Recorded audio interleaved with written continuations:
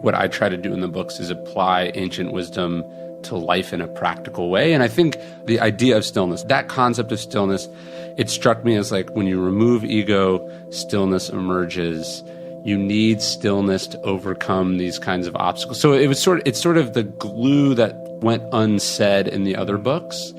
And I just kept coming back to this idea.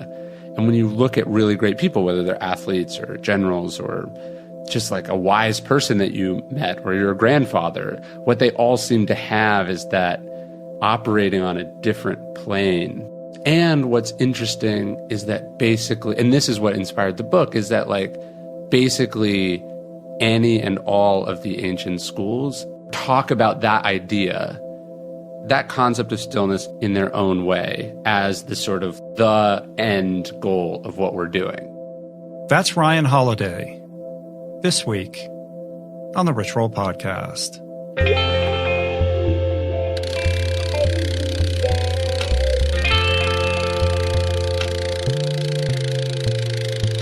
The Rich Roll Podcast. How goes it, people? Rich Roll here, your host. This is my podcast. Welcome. 2 housekeeping items I want to quickly mention. First and foremost, thank you. Thank you to everyone who came out for the live event. What an awesome night. Oh, goodness. I'm chuckling, I'm laughing because I'm recording this before the event took place. So, you know what? Maybe it wasn't an incredible night. Maybe it was a disaster. I don't know. No, I'm sure it was incredible. I know it was incredible. But I guess I don't want to jinx it. So here's the thing. I will share my genuine gratitude and thoughts and reactions in the next episode. How's that? But yeah, please, thank you for coming. My hope, my plan is that show, that experience set things up to take this whole experience on the road next year, coming to a city near you in 2020. So stay tuned for news about that. Hey, are you fed up with dieting? Are you tired of struggling in the kitchen, trying to figure out what to eat on the fly? Well, no more. Drop that shit and get on board with our Plant Power Meal Planner. Affordably priced at just $1.90 a week. It provides access to thousands of nutritious and delicious plant-based recipes that we're always updating, grocery list, grocery delivery, and access to a team of experienced dietary coaches 7 days a week. Problem solved. To learn more and to sign up, visit meals.richroll.com. Okay, time to get serious because today's guest is a very serious man. You know him, you love him. His name is Ryan Holiday, and today he returns to the podcast for his third appearance. Check out episodes 168 and 239 if you missed them the first time around, to discuss his brand spanking new book, the latest in this prolific, multiple New York Times bestselling young man's quickly growing canon of important work. It's called Stillness Is The Key. It's your next must read and read again, and the focus of today's conversation. For those very few unfamiliar, Ryan is an autodidact who dropped out of college at 19 and now at all of 32, I think, is a media strategist, an author, a public speaker, and I think it's fair to say one of the most prolific writers and important thinkers of his generation. Ryan is the author of now 6, I think, perennial best-selling books, among them Ego is the Enemy, The Obstacle is the Way, Perennial Seller, and Conspiracy. Ryan began his already storied career as an apprentice under Robert Greene, the author of The 48 Laws of Power, went on to work with other acclaimed authors like Tim Ferriss and served as the director of marketing for American Apparel, a job that he held at the ripe age of 22.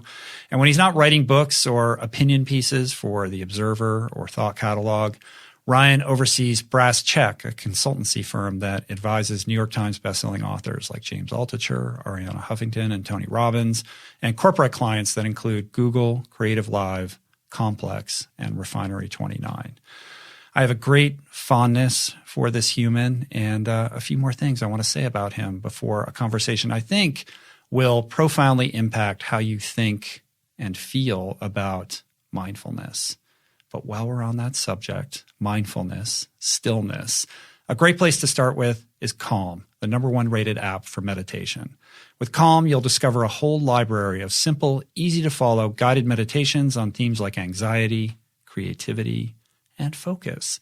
They even have other resources to help you ground down and relax, like sleep stories, music, mindful movements, and so much more. Calm makes it really easy to create a morning or afternoon meditation routine.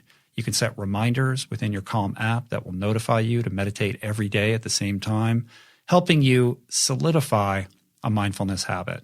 So whether you're looking to strengthen your concentration and attention or relieve built-up stress and anxiety, Calm has a meditation for you. And right now, listeners of the show can get 25% off a Calm premium subscription at calm.com/richroll. That's calm.com/richroll. 40 million people have downloaded Calm. Find out why at calm.com/richroll. We're also brought to you today by Harry's. Aside from meditation, something humans on this planet have been doing for hundreds and hundreds of years. Have they been doing it that long? Shaving. From flint tools to shark teeth to the first copper razor, we have always known that a great shave is simple. All you need are sharp, durable blades. That's why Harry's Razors focuses on the qualities that actually matter for a close, comfortable shave. That means no gimmicky features like flex balls and heated handles and all kinds of other unnecessary upcharges. Harry's owns a world-class blade factory in Germany that's been making some of the best razor blades on the market for nearly a century, which allows them to cut out the middleman, giving you a great shave at an affordable price, just $2 per blade. Look, Harry's has been a sponsor of the show for quite some time now, and it's because their razors are awesome and their products I truly believe in and use myself. The best part about Harry's is that there's no risk in trying them out. If you don't love the shave, let them know, and they'll give you a full refund, no questions asked. And right now, listeners of the show can redeem their Harry's trial set at harrys.com/roll. Here's what you get: a weighted ergonomic handle for a firm grip, a 5-blade razor with a lubricating strip and trimmer blade, a shave gel with aloe to keep your skin hydrated, and a travel blade cover to keep your razor dry and scratch-free on the go. So go to harrys.com/roll to start shaving better today. That's harrys.com/roll. And finally, we're brought to you today by 10,000. One of the keys to performing your best in whatever sport you love is quality gear. It's got to be comfortable. It's got to be durable. And always a plus when it looks great and makes you feel confident. Confining gear holds you back. There's nothing worse than being on the edge during a workout with shorts that sag or cause chafing. It's incredibly distracting and also potentially painful. I say that from experience. Well, 10,000 was started to solve this problem. It's just way too hard to find the perfect pair of workout shorts. They stick to the essentials. No frills, no fads, with 3 premium shorts built for all the main ways you train. One built for versatility, one built for durability, and one designed to be super lightweight and feel as if they're fading away as you train. I have the session shorts, and all I can say is that 10,000 has nailed it. These have become the only shorts I wear during my runs. They're simply the best fitting, highest quality, and most comfortable shorts I've ever worn. They don't hold on to sweat, so they never get heavy or stick to my skin. And the liner is the perfect amount of compression without being too restrictive. No chafing, no distractions, look great, feel confident. Remember, you can try any short for yourself in the gym, on the trail, wherever you train, free for 30 days at 10,000.cc/richroll. And I got an exclusive for all of you people. You can try a pair for free to see what makes these training shorts better than any others. Again, that's 10,000.cc/richroll. Every order gets free shipping, free exchanges, and free returns. So go to 10,000.cc/richroll. Okay, Ryan. So Ryan is perhaps best known for his affinity for and his popularization of the Stoics, translating and contextualizing this treasure trove of ancient wisdom and philosophy, and then rendering it highly practical and practicable for a modern audience. And along the way, he's won fans from all kinds of people, the next generation of professional athletes and coaches and tech CEOs and even high-ranking politicians. But in this latest book, Stillness Is The Key, Ryan begins to stretch beyond the perimeter of Stoicism and for the first time, I believe, begins to weave in an Eastern perspective, insights derived primarily from Buddhism, to make a digestible case for why, as he puts it, slowing down is the secret weapon for charging ahead. How does one avoid distraction? Stillness. How does one develop great insight? Stillness. How does one throw a great pitch, write a great book, parent a healthy child? Stillness, stillness, stillness.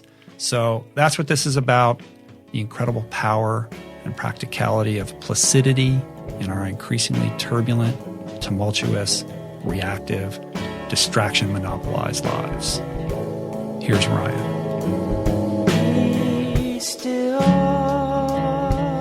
Thanks for coming out. No, thanks for having me.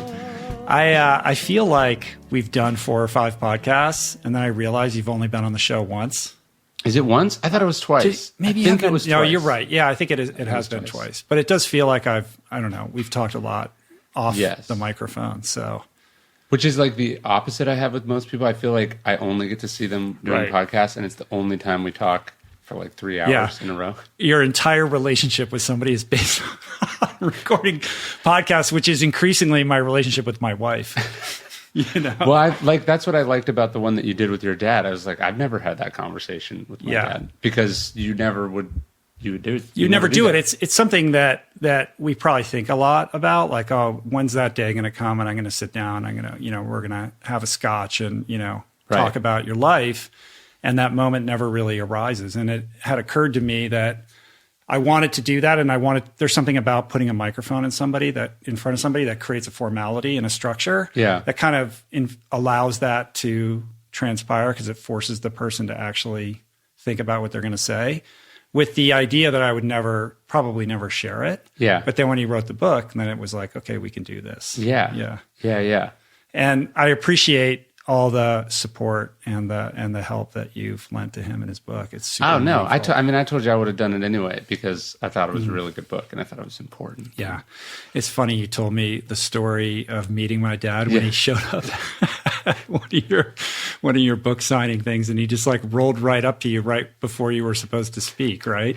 I don't know if it was right before or right after, but it was I remember we texted about it, you and I. I recognize some of my dad and your dad. And it was funny. Yeah. Well, the occasion of this podcast is your new book, which we're going to get into in a minute, which I loved. I think it's fantastic. This is like right in my wheelhouse. Like, I just love it. But before we get into that, like, I wanted to spend at least a couple minutes talking about this other part of what you do. I mean, you're in LA because you were down speaking with the Rams, right? And this is something that you've been doing more and more of. It seems like every week you're at another major league sports franchise. Well, this is an unusual set of 2 weeks, but yes, last week I was with the Browns and I got to speak to the team, and I spent a couple of days with them. That was very cool. I was most excited. They let me swim in the team lap pool. Yeah. Wow. And it's at field level, so you can watch you're basically looking at the ankles of the players going through walkthroughs in practice as you're swimming. Right. So and they only let me use the pool when the players were practicing because then they wouldn't be there. So that was really cool. And then I happened to know the GM of the Rams, and he invited me out. And so I spoke to the coaches yesterday and today. And what's that like? Like when you're talking to do you talk to the players as well, or is it mainly for the Rams? I didn't. I've spoken to different teams like it before. It's a very weird audience. The weirdest audience was in March, I spoke at the NFL owners meeting, which was probably the most unusual audience that I'll ever speak to. I mean, aside from maybe addressing the UN, like, when would you have this aggregation of billionaires? Yeah, I mean, so it's a minimum of 32 billionaires, and then it was all the head coaches and all of the team presidents and all of the GMs. And so it's just a surreal audience. It's humbling to be there, but then you're just like, I think what strikes me is like, I'm talking to these people about ancient philosophy. This is like I think that's so cool, and it's also so absurd at the same time. Well, I mean, certainly when you sat down to, write these books, this series of books, you could not have predicted or imagined that it would have been embraced in this, sort of subculture to the extent that it has. I mean, it would have been delusional is the Right. only word, but it does make sense. Like, there's a bunch of Stoics who were athletes. I think what I try to do in the books is apply ancient wisdom to life in a practical way. And I think I would like to think I'm not just like, hey, here's how you get through the day, but I want to say like, hey, what are the really smart people throughout history figured out about being elite at whatever you do, whether that's being elite as a human being or a parent or, an athlete or a leader or whatever. But it's just really cool. I like it. I just really like.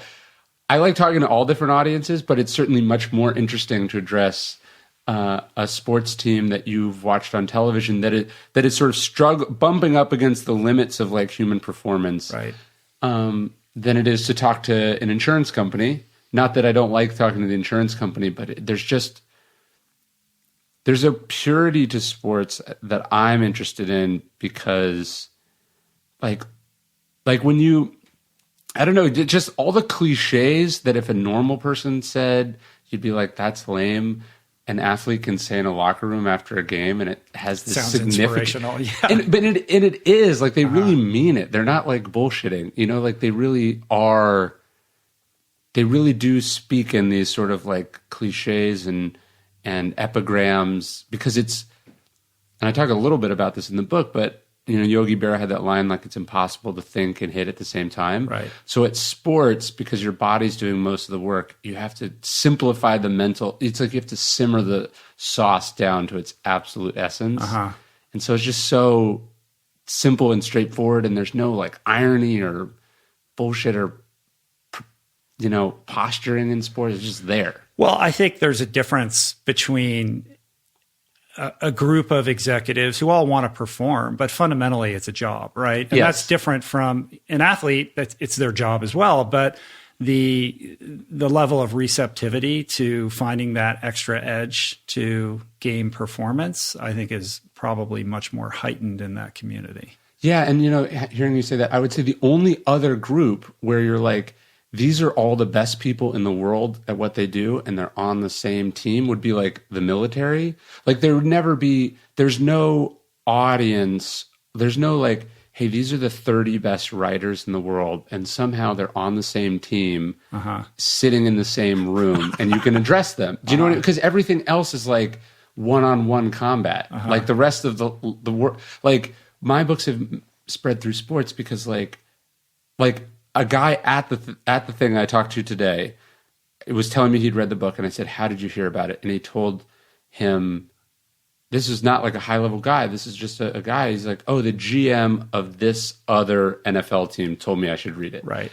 The CEO of Google does not recommend books to anyone, let alone like the people at rival companies.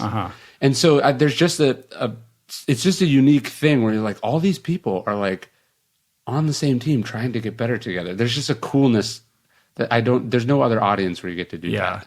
So as somebody who wrote a book called Ego is the Enemy, I mean, that's got to be a challenge to keep your ego in check when somebody says something like that to you. Yeah. Because that's heavy, man.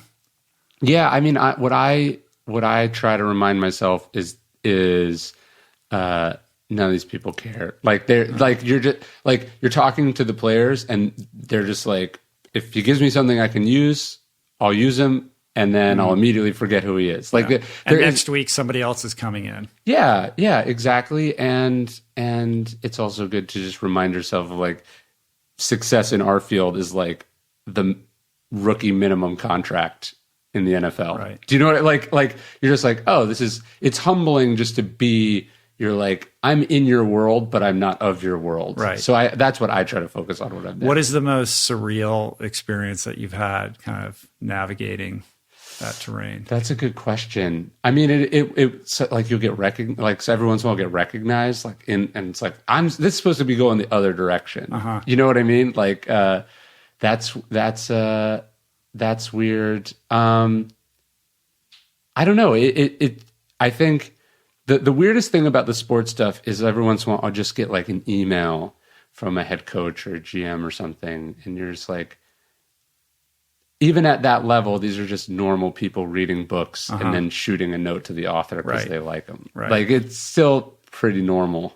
That's the surreal experience. You just wake up and you're like, oh, what is that from who I think that is from? Like, and I just wanted to like chat, you know? Yeah, I don't know.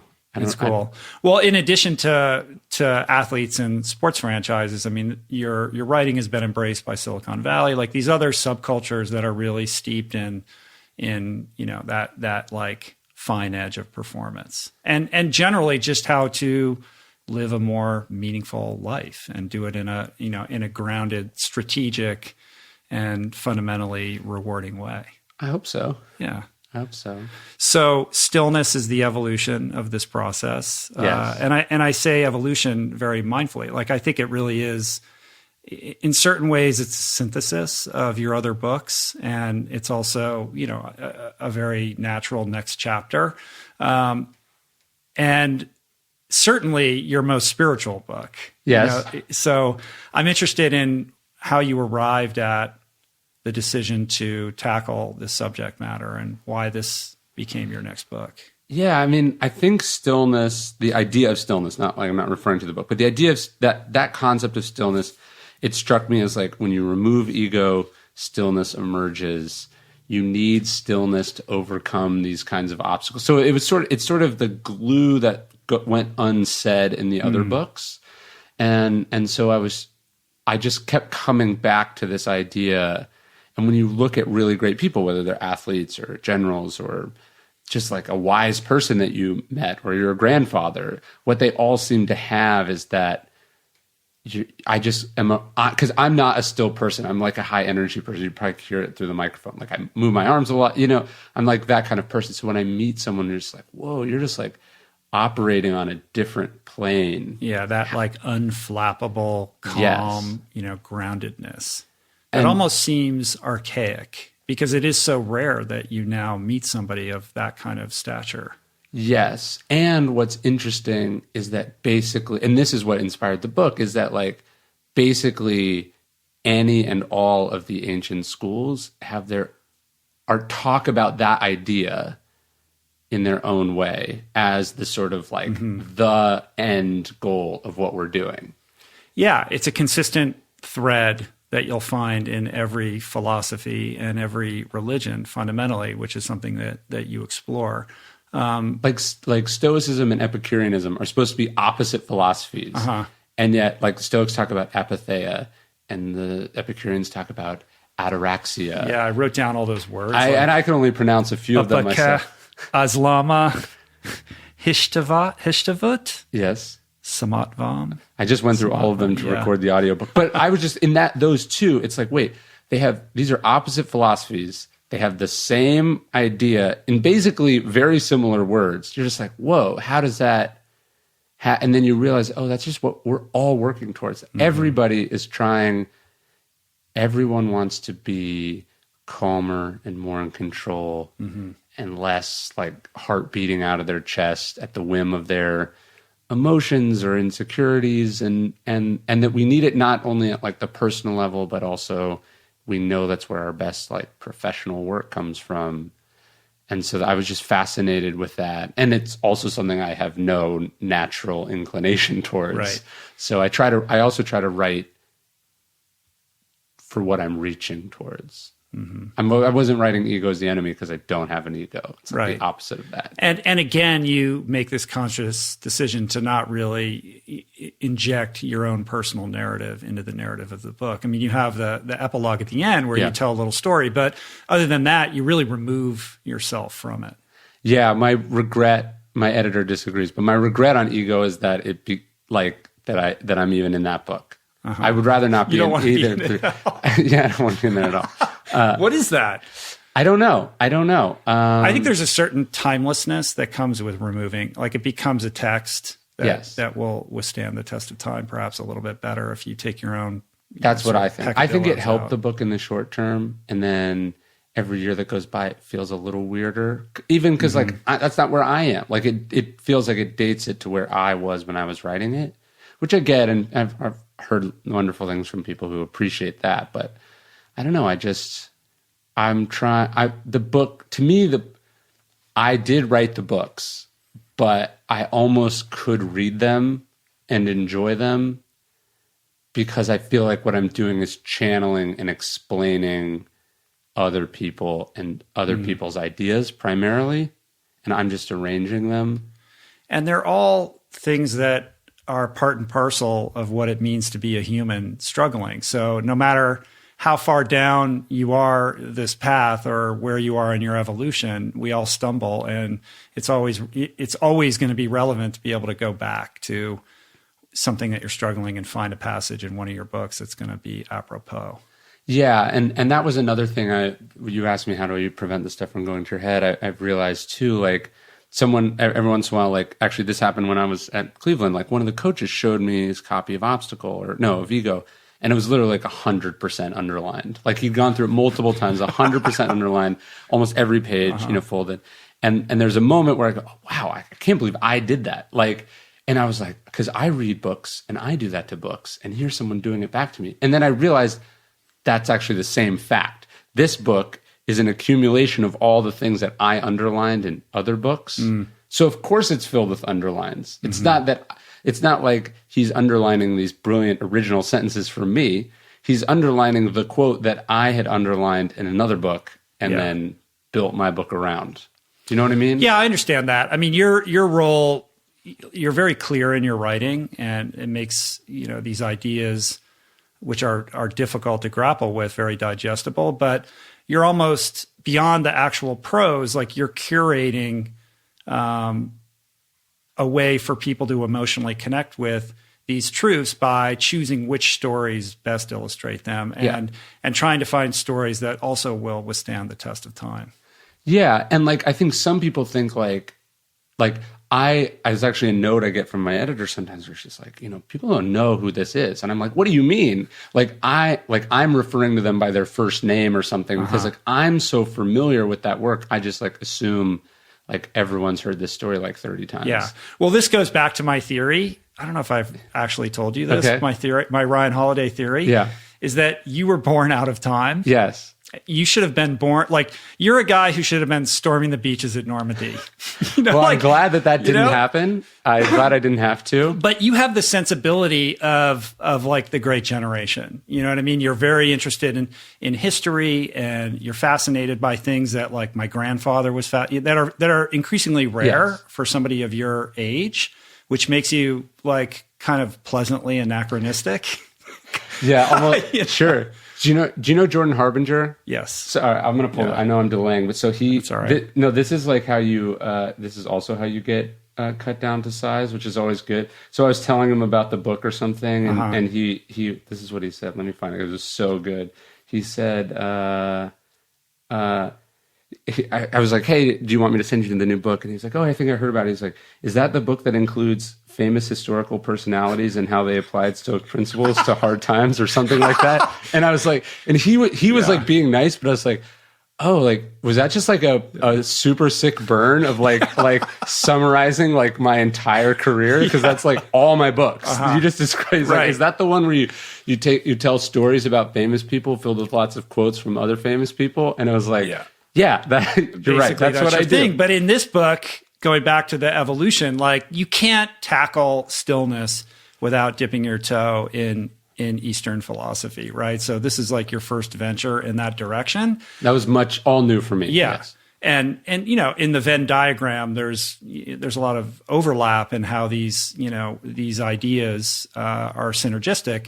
But what I found interesting is that most books that would tackle this subject matter are they're going to fall into two categories. They're either going to be new age books about how to meditate or about mindfulness from that kind of perspective, or they're going to be very science oriented, like the neurology, the neurology, what's like steeped in all the studies that prove that you should be meditating and all of that. And you really stayed clear of both of those worlds. And I'm wondering whether you felt compelled at times to bring in like what, Matthew Walker has to say about sleep, or, what these, studies are showing about what happens in our brains when we can be still.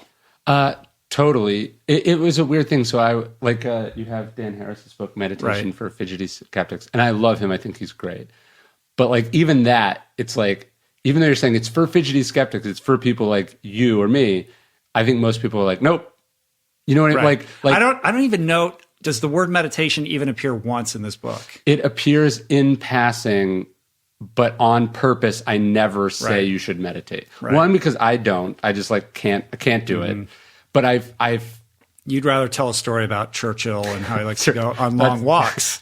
Yes. but my point is like, I think people are like, I hear that Eastern stuff is really great, but every time I hear about it, they're like telling me to meditate, and I can't meditate. I don't meditate. This is what I think most people think. So like, that's off the table for me.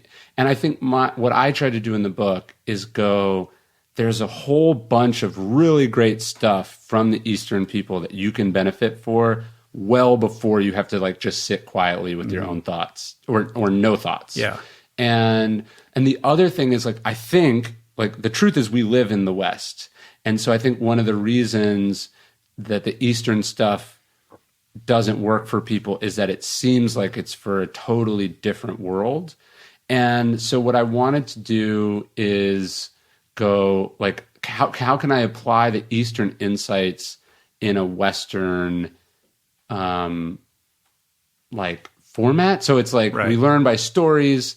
We tend to learn by personality. Like, I think one of the reasons the Eastern stuff is intimidating to people, and to me too, is like, I've never heard of any of these names. So I don't know, like when someone hears Marcus Aurelius, they're like, oh, that's that cool guy from the movie Gladiator. Like, he was the emperor. I want to be king. Like, and then you hear a thing about Confucius and you're like, what was that? It was like some wandering guy, like in a robe. Should I listen to him? Like, and so I wanted to take the insights, but then, which is what I did with Stoicism in the first two books. So I want to take these ideas and then illustrate them with stories of people that most people want to be like. So you get the essence of the lesson rather than going like, oh, I'm supposed to abandon the idea of having a self. I'm supposed to get rid of all my possessions because some name I can't pronounce, said it was a good idea. And then like people who wear yoga pants talk about it a lot. I get it. No, I get it. But one of the things you succeeded at is making this ancient philosophy, Stoicism, like cool. Like people are all about it. Like it's groovy to be a Stoic. And somebody, maybe it's you, maybe it's somebody else, needs to do the same for some of these archetypes from the Eastern traditions, because I think with the right storytelling, somebody could very easily accomplish that. Yeah. I think we get caught up in the language and these people we don't know and the kind of asceticism of it all. And it just becomes unrelatable. But if you actually read the Bhagavad Gita, like it's talk awesome. about warriors, these guys are like total badasses, and what they're doing, the stories are insane. Yeah. We think, oh, the Odyssey is cool. Like Odysseus, he's a badass. He's like a warrior. He's fighting. He's doing all this stuff. The Bhagavad Gita is basically the same poem. Yeah. It's the same, it's teaching the same lessons, but it seems like I assume there's probably a certain amount of racism where we think it's like soft and for pansies, and it's like, we think one is like a poem, but the Odyssey is a cool story. And that's because we've seen like a bunch of movies and there's other stuff about one and not about the other. So I was trying to make them accessible. Right. Well, in terms of the launching off kind of point for the book, contextually right now we're in a culture in which, we've never been more starved of our ability to be still. Like we're in this crazy attention deficit era of unprecedented proportions. I mean, you talk about the CNN effect, but we're in the CNN effect on steroids. Like it's way crazier than just news being on television 24 hours a day. And it's become increasingly more and more difficult to put the phone down and spend, 1 minute with ourselves. Sure. And we tend to think of this as, a modern epidemic. And I thought it was really cool that you open the book with this story of Seneca and you realize like, oh, this has been going on forever. Like this guy had the exact same problem that I had this morning. Yes. Yeah, and actually, I'd written the book without that. I started with the Lincoln story. That's originally where the book was going to open. There's a story about Lincoln saying there's this city that's a key, and that the Civil War can't be won without the key. And so it's like, oh, that's the title of the book. Stillness is the Key. That's what it's going to be around. And I sent an early draft of it to Robert Greene, and he was like, I really like it, but I feel like you have to like root it in where we are right now, which is amazing advice. And he was like, isn't there this letter from Seneca where he's like in Rome and he's like describing exactly how noisy and loud it is, and it sounds exactly like a modern city. And I was like, yeah, I think there is. Let me go look for that. And I found it, and I was like, exactly. I was probably in a hotel room when I found it. It's noisy. I got a bunch of and Seneca he's writing to his friend, and he's like, it's so loud outside my window that I wish I was deaf. And he's staying above a gym, basically. And he's like, these people are dropping weights, and there's people splashing in the pool. There was a guy getting arrested downstairs. Like, you're just like, it sounded like a summer afternoon in New York City. Right. When you just want to blow your brains out because it's so loud. Yeah. And he's like, but I'm trying to work. And he describes that Stoic state, that apatheia, where like, that equanimity where you manage to tune it all out, and you kind of go into that flow state and you do what you have to do. And that's what stillness is to me. Stillness isn't like the monk who renounces all his possessions, and of course is still because he's on a 10-year meditation retreat in a beautiful, Buddhist monastery in the mountains. It's like, oh, you can get this anywhere. And in fact, it's harder to get in real life, but that's where it's most valuable. Yeah, the mastery is in taking it into the world. And when you're somebody like Seneca or a Fortune 500 executive or a quarterback, you're shouldering tremendous responsibility and pressure, and there's a lot of external stimuli that's vying for your attention.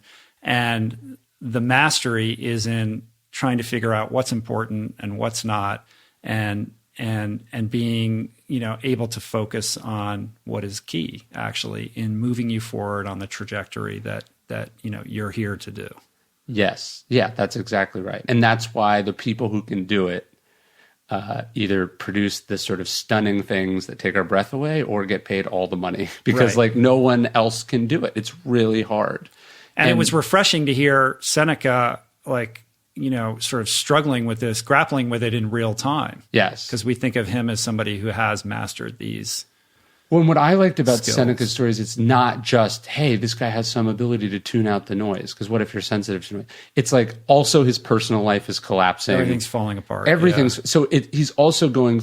Like you're saying, yeah, there are all these outside noises, but oftentimes the noise is in your head. It's you are or it's in you've got some spiritual malady that's causing. And so it's that he's able to do it on all the fronts at the same time and clear it and get, and I don't think stillness is this. I think the other things people think stillness is maybe that idea of nirvana, like you get there and then you're there. I think it's like, can you get it for 20 minutes? Mm-hmm. And what can you do in the 20 minutes that you have? You know what I mean? Mm-hmm. It's like, to talk about football, it's like the stillness that New England has down being down 28-3 in the Super Bowl and just stringing together 4 or 5 drives in 12 minutes to pull off this thing, maybe the high watermark of the entire game. And then you go back to regular life and you dream about getting back there sometime. Do you know what I mean? Yeah. You just have these moments where it all comes together. And I think the book and what I've been thinking a lot about is like, how do you build a life? How do you build habits? How do you build systems? How do you build a practice that lets you get there every once in a while? Because when you do, it's just magical. And that's where all the good stuff comes from. Yeah, there's gentle reminders throughout the book that these people weren't born this way. And for most of their lives, they weren't this way. We tend to look at somebody who exudes those qualities and just think like, wow, it'd be cool to be like that person, but I have no idea how to do that. That's the way they are. But you're saying, you're kind of nudging people towards this realization that, no, this is very accessible. Yeah. It may be fleeting. It's a practice.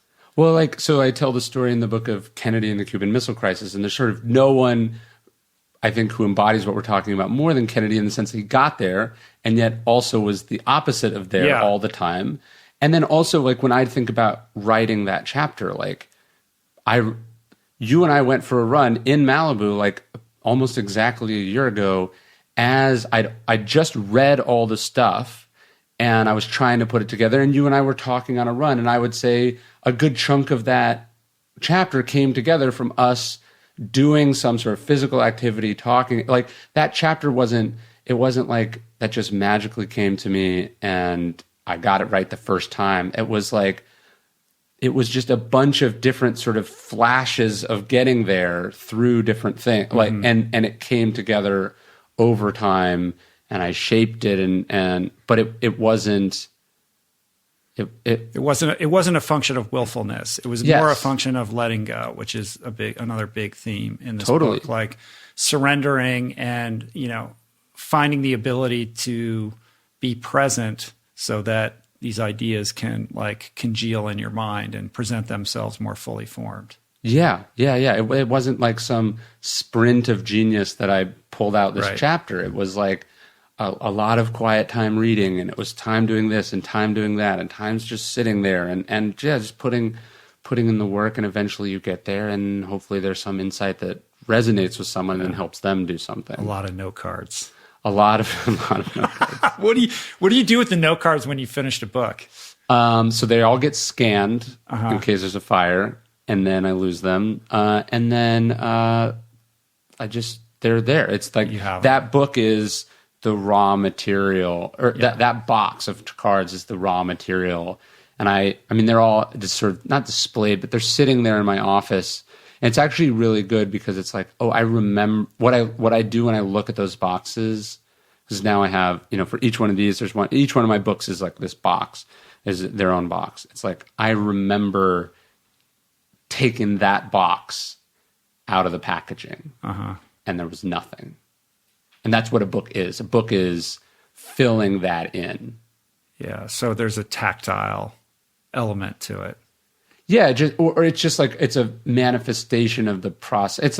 It's like if you run up a mountain, you're like, I remember being at the bottom of that mountain, Right. And so it's like, I remember when there were 0 note cards, and now there's 2,000 note cards. And so when I'm starting the next book, it's like, okay, it always starts at 0, put the stuff together. And I've got enough boxes sitting over there to know that I can do this again. Yes. And I also, the other thing is the boxes, because I've talked about them, I don't think they make them anymore. The price is like shot way up on Amazon. So I have like 10. So it's almost like in a way, like I can flash forward to the end of my career. Like maybe I'll get to these. But it's just like, that's like my whole life right there. Yeah. So they're just sort of gently in the back reminding you that there's more books that need to get written. Or just like, if you could go, if I was like, Rich, you'll have 6 more cars in your lifetime, and they're parked in this parking lot over here, and you'll go through one after another. You're just like, it's just a weird manifestation. It's kind of it's a reminder of your mortality too. And just the ephemerality of all of it. Right. Do you know what I mean? Like, so I'm going to fill these boxes, and then... Yeah. Okay. That'll be my life. Yeah. Well, back to Kennedy. Okay. He's great. He encapsulates, so much of what this book is about, in that he demonstrates his ability to be still and navigate the Cuban Missile Crisis with, the weight of the planet essentially hanging in the balance. And he gets everybody through that experience. But he's also a guy who started out as a dilettante and, has all these family issues. His dad bought him a Pulitzer Prize, basically. Yeah, there's all these... He didn't start as this magnificent statesman. Yeah. And then later in the book, you kind of revisit him through all his sexcapades. Yeah. And you realize, this guy is... Yes, he has this moment where he's able to step up and do this, but he also is very human and flawed in many other ways. Yeah, it's like during the Cuban Missile Crisis, there's this photo of him, and he's leaning over so you see him from the back. So it's like, it's that famous behind photo. Me, and he's like standing there like this, and you can tell just if I was like, Rich, I need you to come up with a solution to this problem, and if you don't, 60 million people die. probably including you and your family. Like just the weight of that. And for him, and everybody's pushing you to make this one decision that you're not sure is right. And worse, it's a very satisfyingly primal and justifiable thing that they're asking you to do. Do you know what I mean? They're like, don't get pushed around. And you're like, I don't want to get pushed around. Like they're telling him to do something that would be very seductive and natural. Like they brought Lyndon Johnson into the room, and Lyndon Johnson, we got to bomb the shit out of Cuba. It's just, that's just where, and so he resists that, and it's so impressive. And yet, during one of the 13 days, he asks someone on his staff to drive down this like girl from a liberal arts college, and then he has sex with her in a White House or in a DC hotel. Yeah, she was 19. Yeah, it's gross. I mean, it's just super gross. And so it's not just gross because it's like a man basically preying on a small, the most powerful man in the world, like using his power to, manipulate a young girl. But it's like, for all he knew, this could be like his last night on the planet, and he's not at home. This is the choice that he's making. Yeah, he's not with Jacqueline and the kids. Mm-hmm. It's like, I just, when I read that, I was like, what were they doing? Did he tell them? Like, did they know? And he was just pretending he was at work? Did not even care? It just made me feel very sad. So how do you reconcile like this great moment where he's able to, make a decision that changes the trajectory of history with, the foibles of his personal life? So that's like a criticism I've gotten with my books. My answer is like, I don't reconcile them. Like people will go like, oh, Ryan, virtue is the highest aim in Stoicism, and yet in The Obstacles of the Way, you're telling a story about Erwin Rommel, who was a Nazi general, or Samuel Zemurray, who's like this basically robber baron who rapes Central and South America as the CEO of United Fruit. I'm not saying you should be like John Kennedy the person. I'm saying you should be like John Kennedy in the Cuban Missile Crisis, doing this one thing.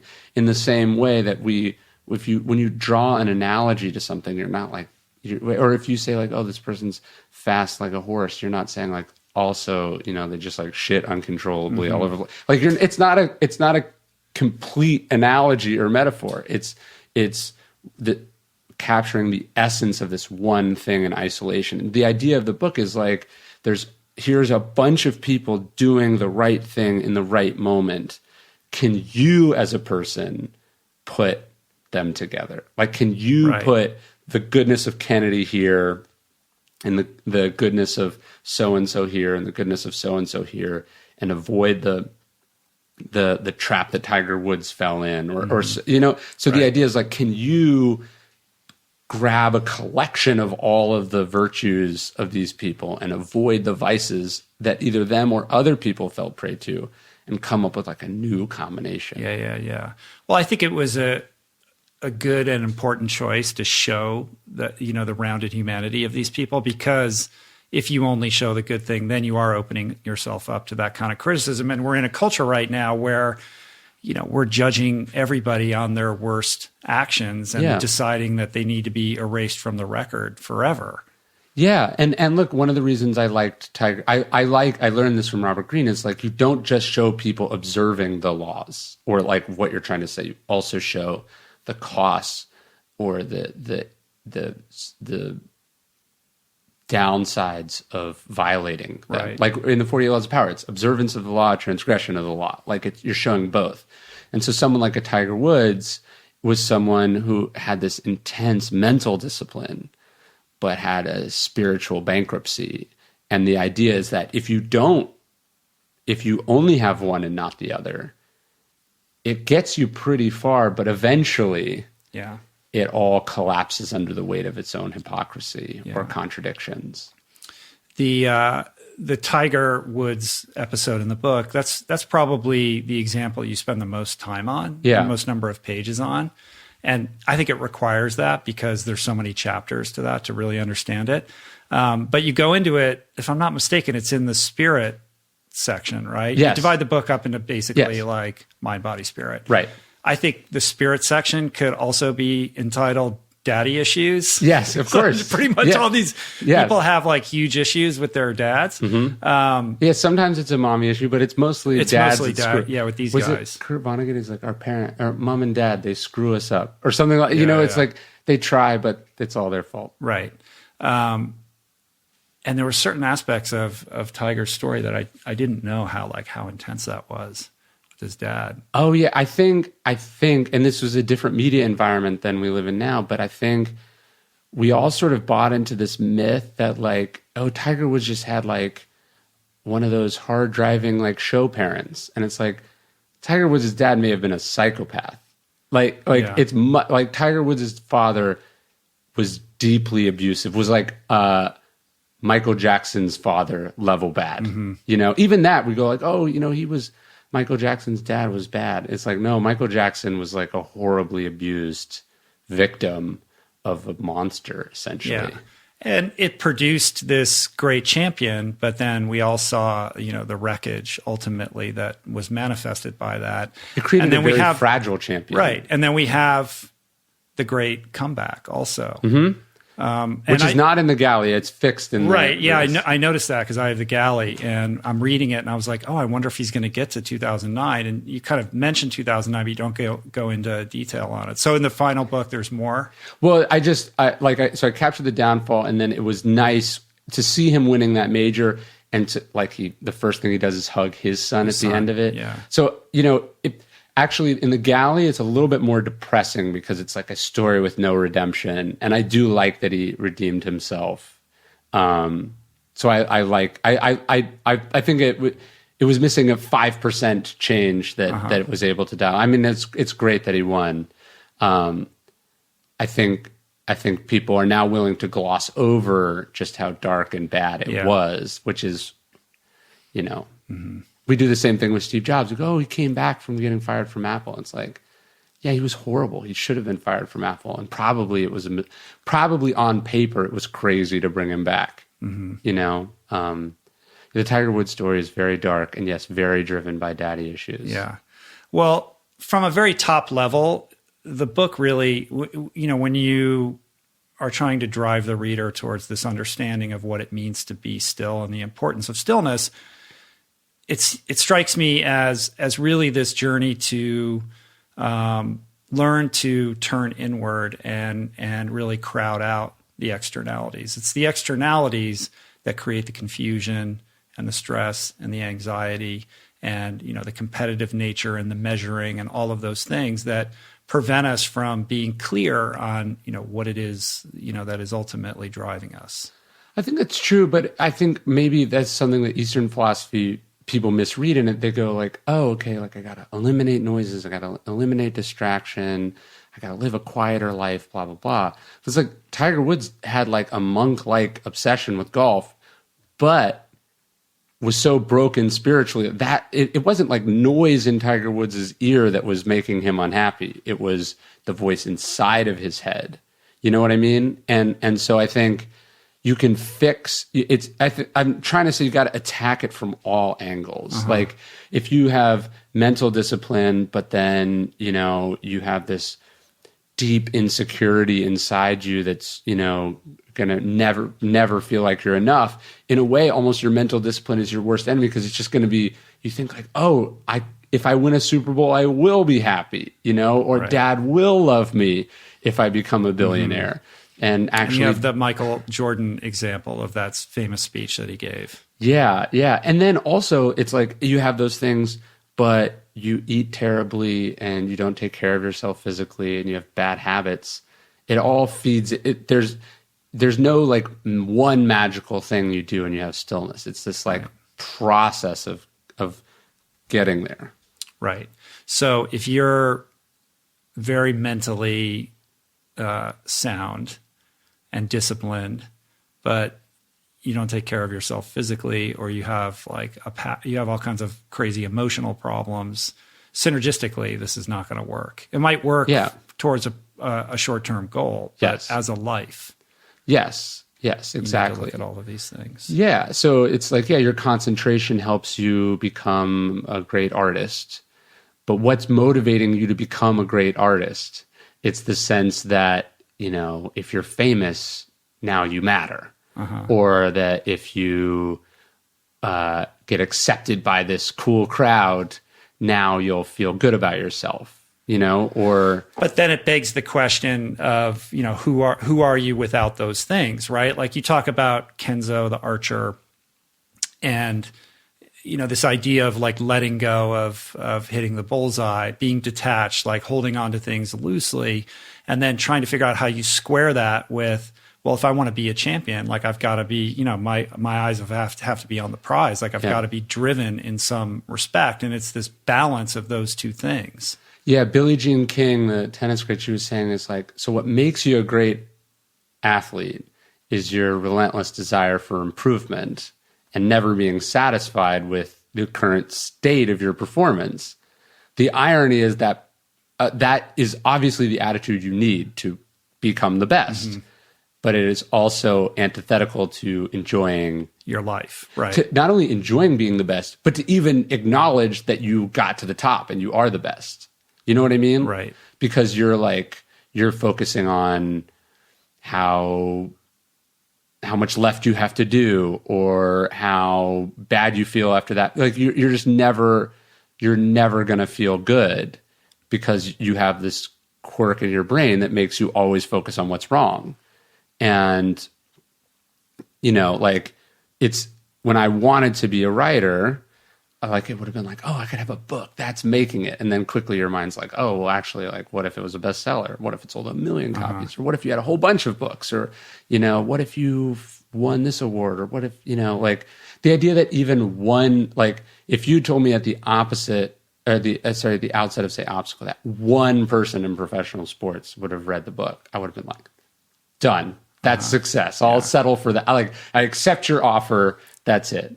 But then you're like, well, why hasn't so-and-so read it? Or, And there's that other guy over there that sold more books. Totally. And on the one hand, that's good. That can, one, keep you humble. Like I once asked Stephen Pressfield, I was like, wow, what's it like to sell like 1 million books? And he was like, Unbroken has sold like 10 million copies. And I was like, that is like a good attitude because like you're not like sitting and look how awesome I am. I know some of those people are like, they're very quick to tell you how many copies they sold as if it says something. And so it keeps you humble, it keeps you hungry. But at the same time, how grateful, it also deprives you of being grateful for what you've done. Yeah. And that gratitude and appreciation you've earned. But you're depriving yourself of it. Yeah. So the solution lies in falling in love with process, really. I think so, yes. I mean, you talk about the word is enough. It comes up in the book a lot. Yeah, Tiger Woods' dad called it the E word. Yeah, the E word that like Tiger and his dad could never utter out loud.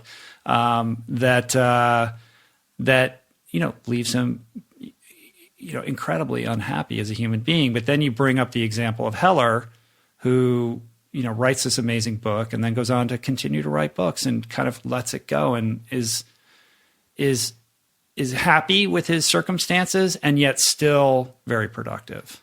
Yeah. So Joseph Heller is at a party with Kurt Vonnegut at the house of this billionaire, and Vonnegut's like sort of needling him, and he's like, hey, you wrote Catch-22, but this guy made more money than you will ever make in your life, like at work this week, right. And Heller goes, but I have something he'll never have. And he says, what's that? And he says, the notion that I have enough. Mm-hmm. And I think we are all deep down very scared that if we ever say that word, that's the moment we become complacent and the guy behind us passes us. And in a way, it is like if you're running a race and you're like, oh, this is fast enough, like that's when you get passed. So there is that element of it. But at the same time, like, so you're not allowed to be happy with the fact that you wrote one generational defining, like, classic novel that helped millions of people and defined, what that experience was for a whole, again, a whole generation. And like my favorite thing from Heller is this reporter goes like, you've never written anything as good as Catch-22 again. And he says, who has, right? So like he is sad. I like that. That's just great. Like, maybe maybe I won't ever write a book as good as Ego or Obstacle. Maybe they won't sell as many copies. Like, but that's not going to prevent me from continuing to write. I don't think. I don't want it to, and I don't want. What I want to do is love the process. Like, I want to love sitting down, starting the next one. Right. And part of what drives the process is understanding that there's a destination. Like, it's this tension between these two that I think, look, these are the questions that go back, eons that we struggled with, like competitiveness versus letting go. And you talk about the no mind and being totally present and in the moment. And how do you reconcile that with deep thinking? Yes. And how do you square being a very competitive person with these ideas about letting go and surrender? And I have my own personal stories with this, I've introduced to these ideas in sobriety. I'm like, surrender, give up, let go. No, that's not who I am at all. And yet when you really can grok what that means and implement those truths into your life, you realize that your life becomes much larger and it flourishes. And you don't have to, that fear of this is who I am, this story that I tell myself about who I am, I'm driven by these, what you learn later are really character flaws, character defects that flame out quickly and, end up, causing more damage than good. Yeah. And I think the East and West sort of align on this. I think it's Confucius, but so he tells one student to do, he's like, you gotta avoid your parents. And then he tells this other student, you gotta go figure out how to love your parents or something. I forget what it is.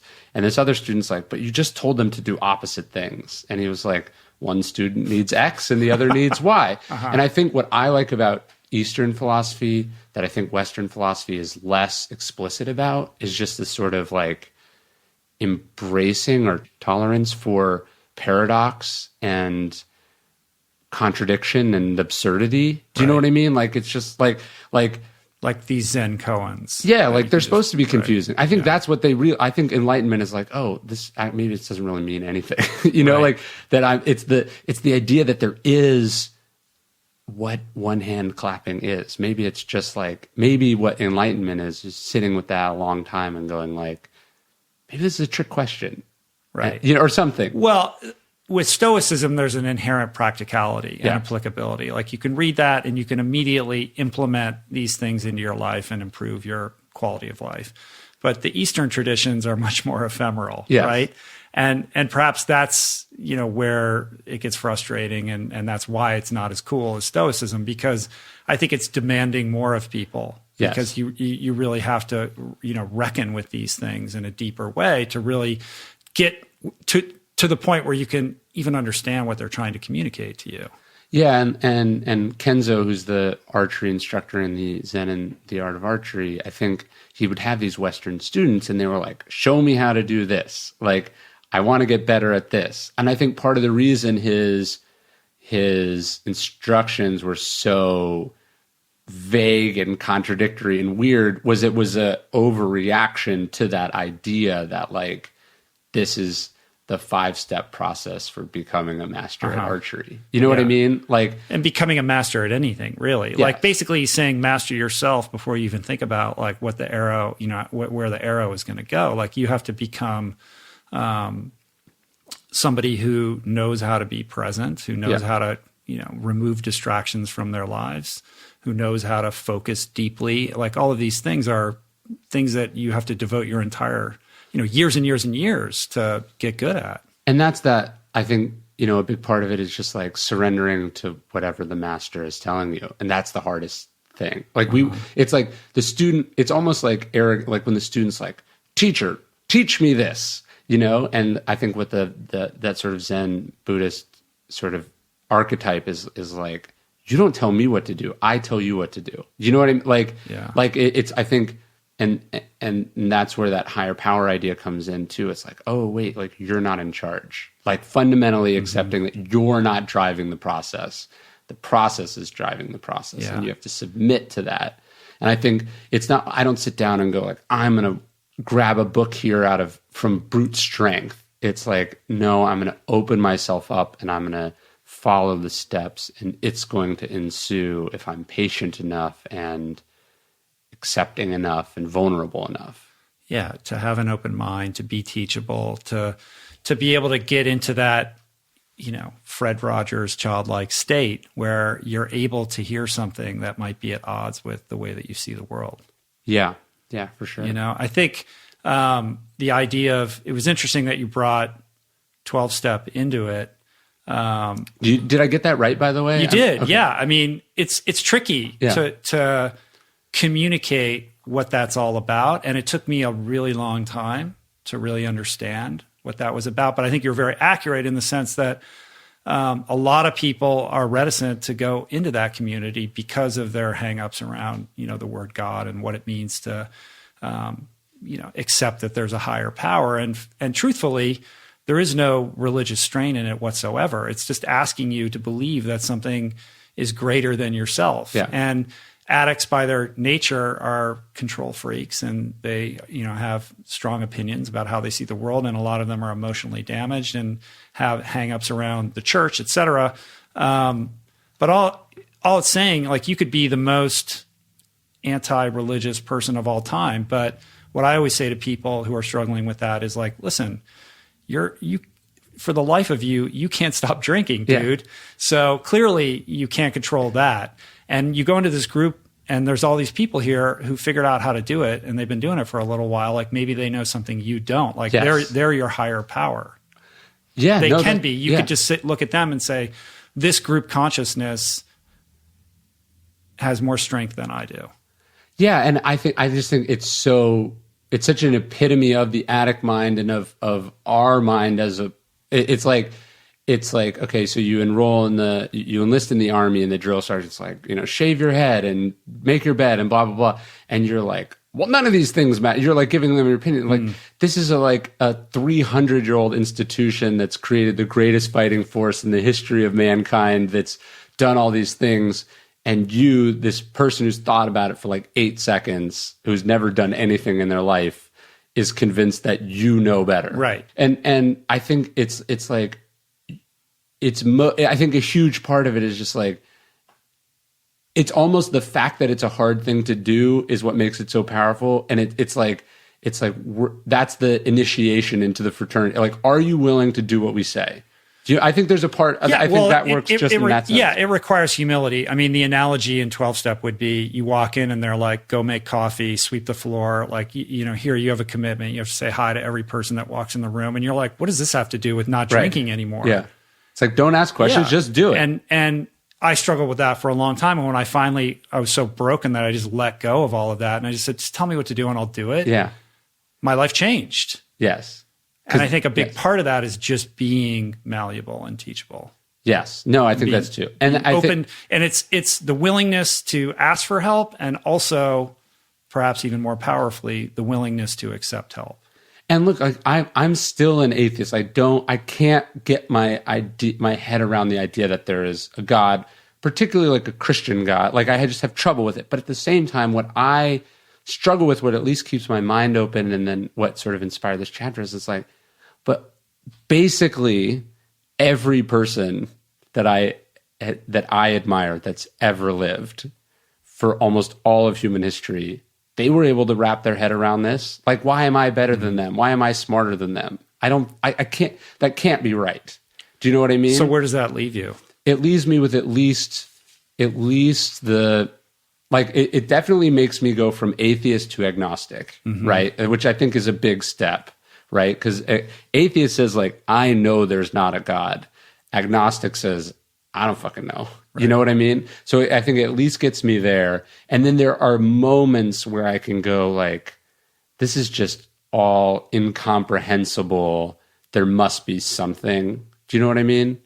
And so it's gotten me closer to the idea of there being a higher power, or at least the idea that, like, I'm very comfortable going, like, I'm not in charge and I'm not choosing really any of this. Yeah.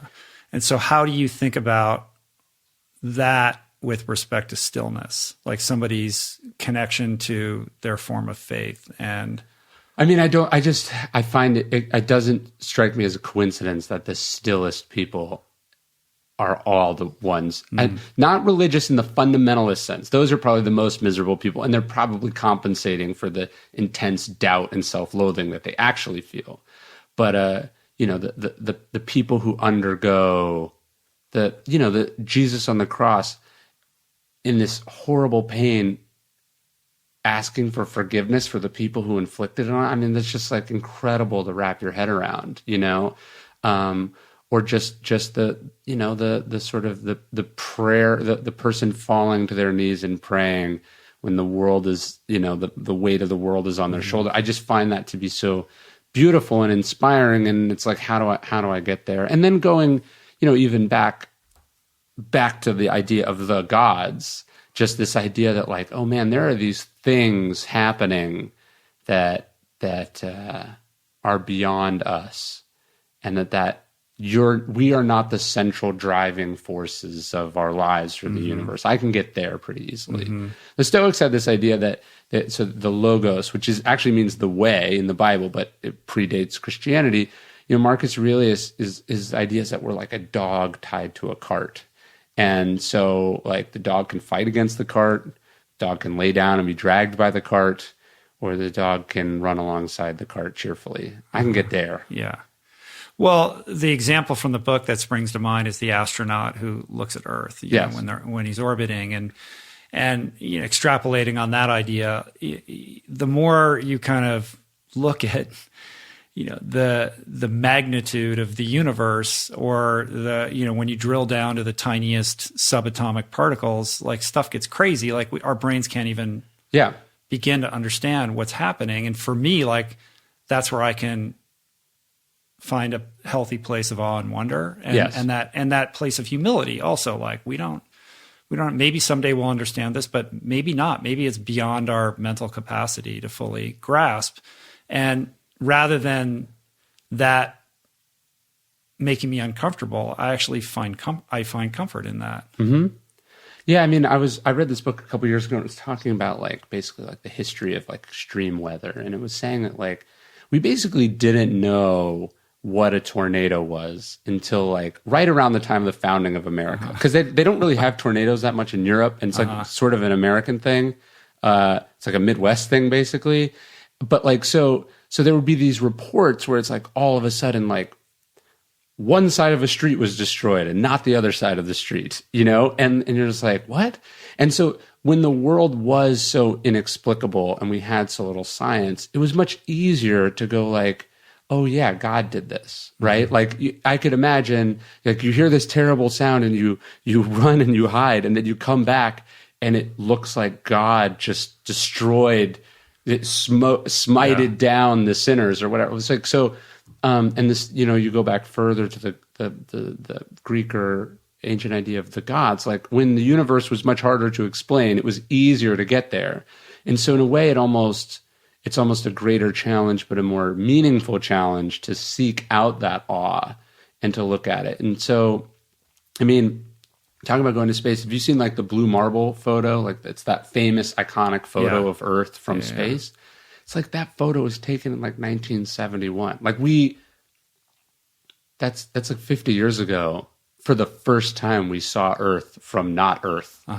And so when I think about that, I go like, wow, that gets me a little bit of that humility and awe, to look at that photo. But it's so fleeting. You think like that is such a magnificent thing that should just permanently alter our perception, of who we are and our importance and all of that.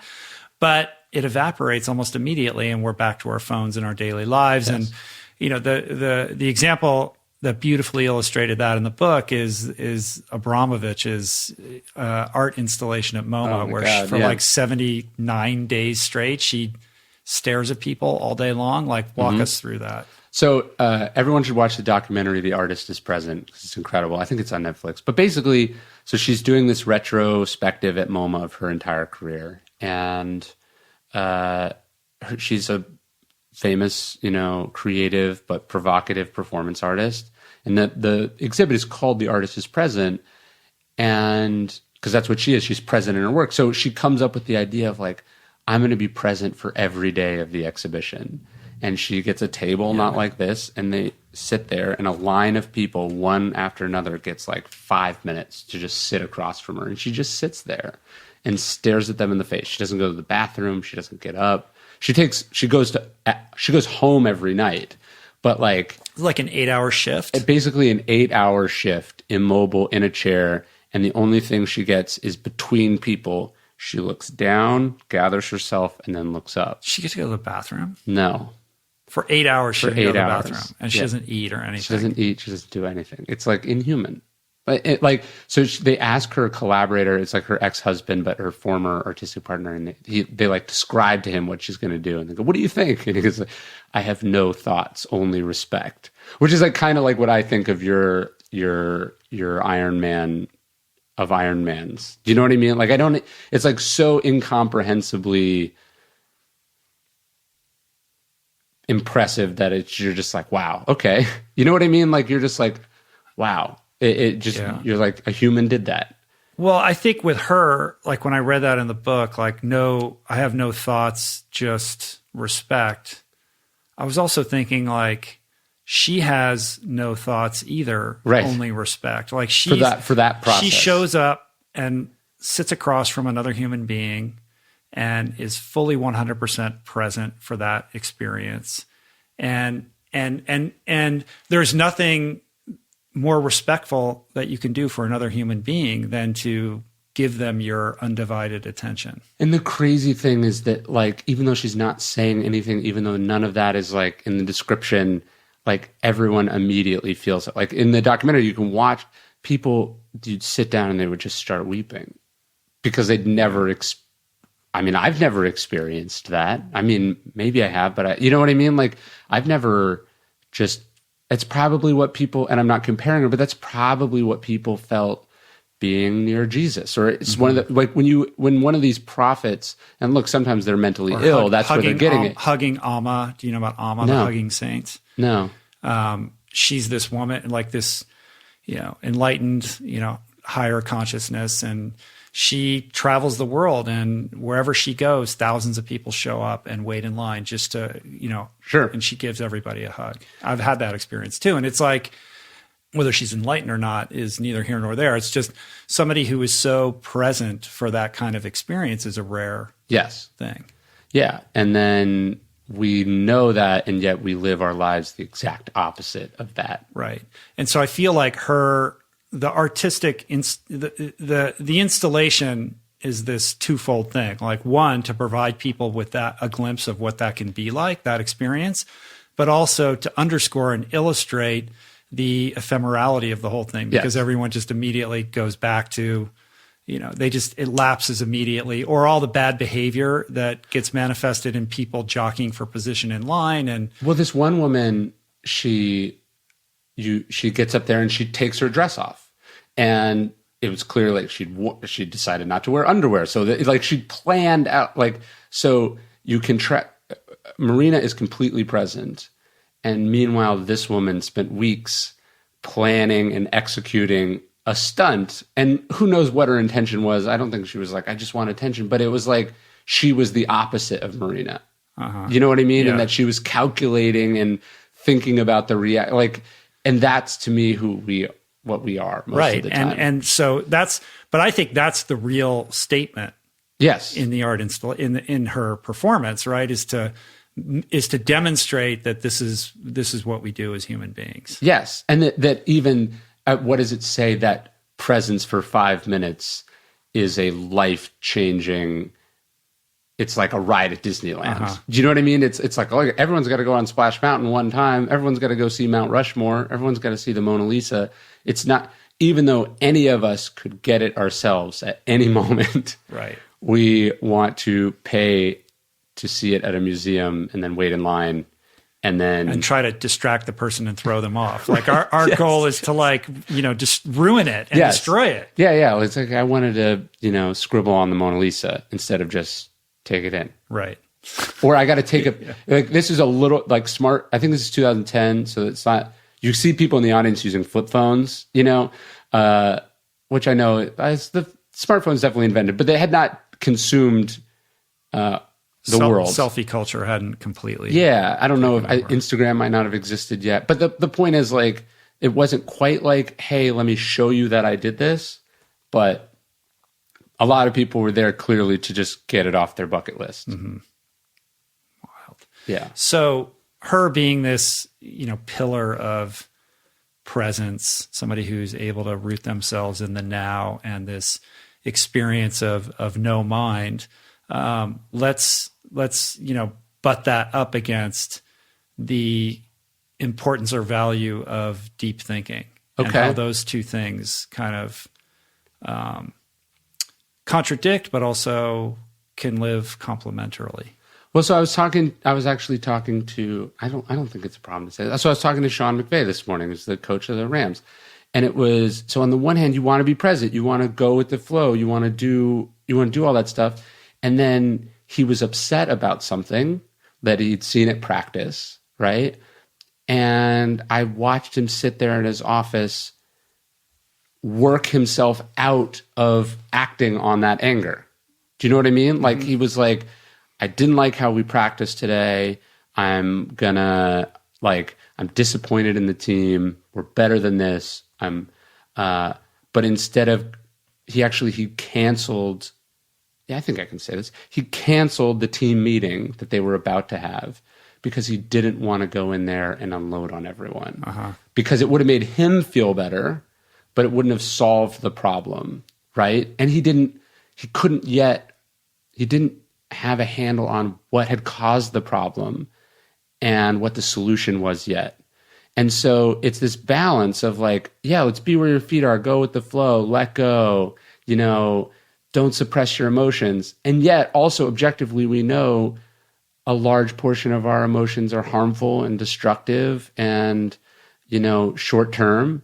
And what you need is the ability to like zoom out, see yourself from a distance, extrapolate out into the future and go, what will happen if I do X? Like Kennedy in the Cuban Missile Crisis is totally present, and yet at the same time working out the decision tree of if I do X, they will do Y, and then I will do this, and where will that lead us? Yeah. So that's what I mean, where it's like, that's not a contradiction. That's just fucking life. Life is complicated, and sometimes the situation calls for A, and sometimes it calls for the opposite of A. Yeah. I mean, the master in that situation would be detached emotionally from what was transpiring in front of him and would be present enough to have clarity on what the next best decision or action would be to take, and would be able to fluidly implement that in the moment, and would not have canceled the meeting because that person would have been able to comport themselves and communicate in a way where it could culminate in a productive result. Yeah, although I don't know if I'd say like that he's somehow short of mastery. I think it's more he's like, I know where I am right now, and I know where I'm going to end up after I work through this. So I'm going to give, so Kennedy in the Cuban Missile Crisis, he has this expression. He says, I want to use time as a tool, not as a couch. And what he means by that is like, I'm not going to sit back and just do nothing. I'm going to give myself time and space so I can use it. And what Sean was doing is going, if I react now, it will be out of anger or frustration.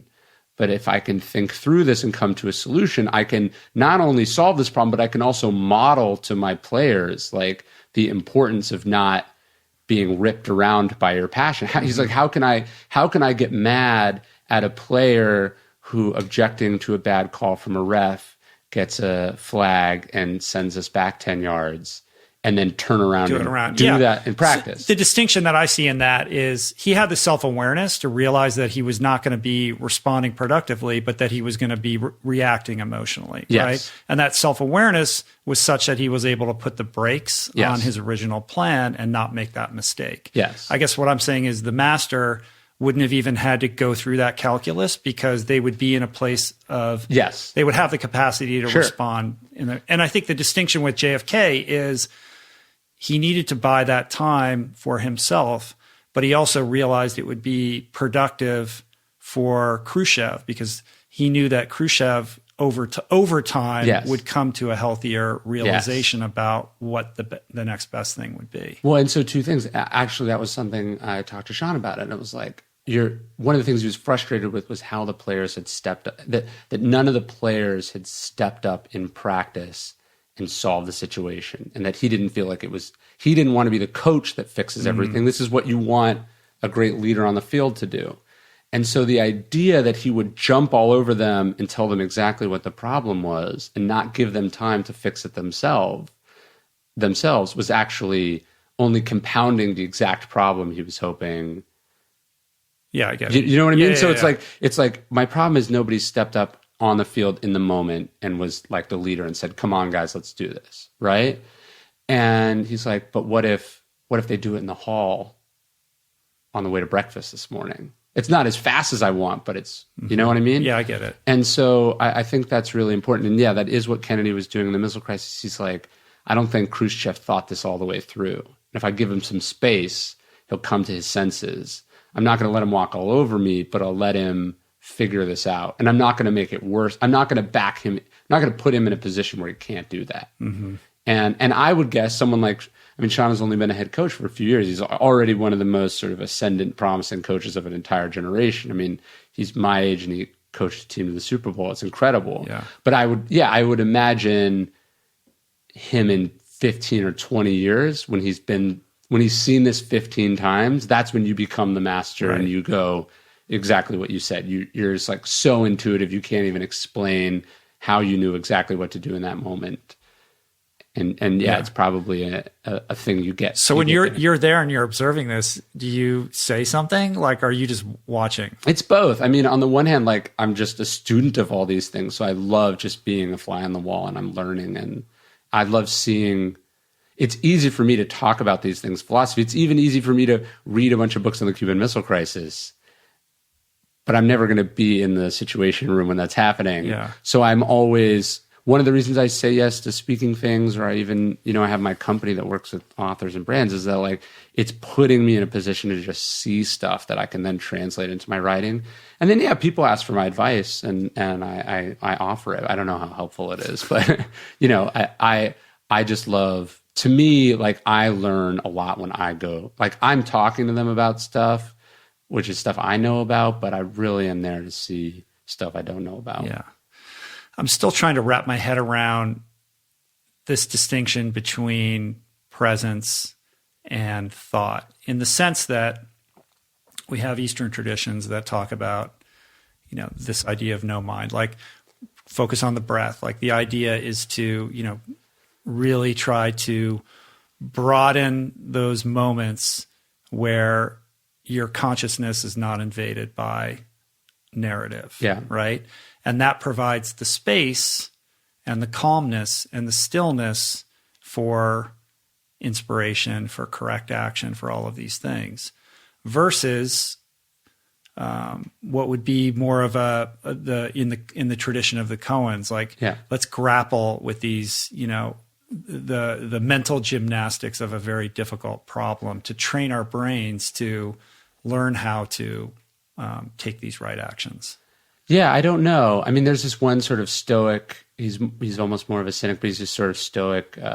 His name's Aristo, and he's this early stoic. He's sort of a contrarian, and he was like, the wise man doesn't think, simply pops into his head what the right thing to do is. And that sounds like a very Eastern thing. I just don't know if that's true. Uh-huh. And I know from my experience that maybe it's a mix of both, right? It's like I'm thinking very deeply about a writing problem that I have, or cracking the code on this Kennedy chapter or any of the chapters in the book. And then I'm working on it and I make some progress. Like I get words down, I get in an order, and then I go for a run or a swim later in the afternoon, and then the real solution pops in my head. Yeah. And I don't know if you can have one without the other. I think it is both. Like Kennedy has to game theory every possible outcome and do these decision trees to figure out like what could possibly happen with anything that he does.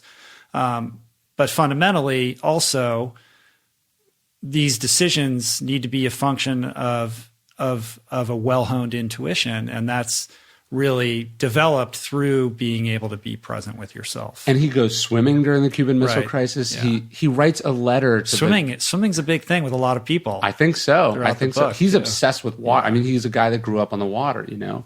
But he writes a letter to the gardener from the White House, like thanking her because she helped. The Rose Garden was a big Yeah, deal. yeah. And I think, look, it's like if you Mr. read, Rogers went swimming, which I did not know. oh, it's beautiful. Yeah. It's beautiful. I want to go to the Pittsburgh Athletic Club where he swam. I just want to like, be in that space. But have you seen the previews for the Tom Hanks movie? I saw the trailer, yeah. He swims in it. Yeah.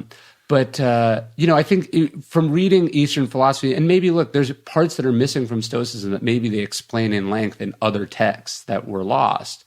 But it's like you almost get the sense from like Buddha or something. It's like, oh, so you're telling me I can solve like complex math theorems by just like sitting there and it pops into my head? Like that's not true.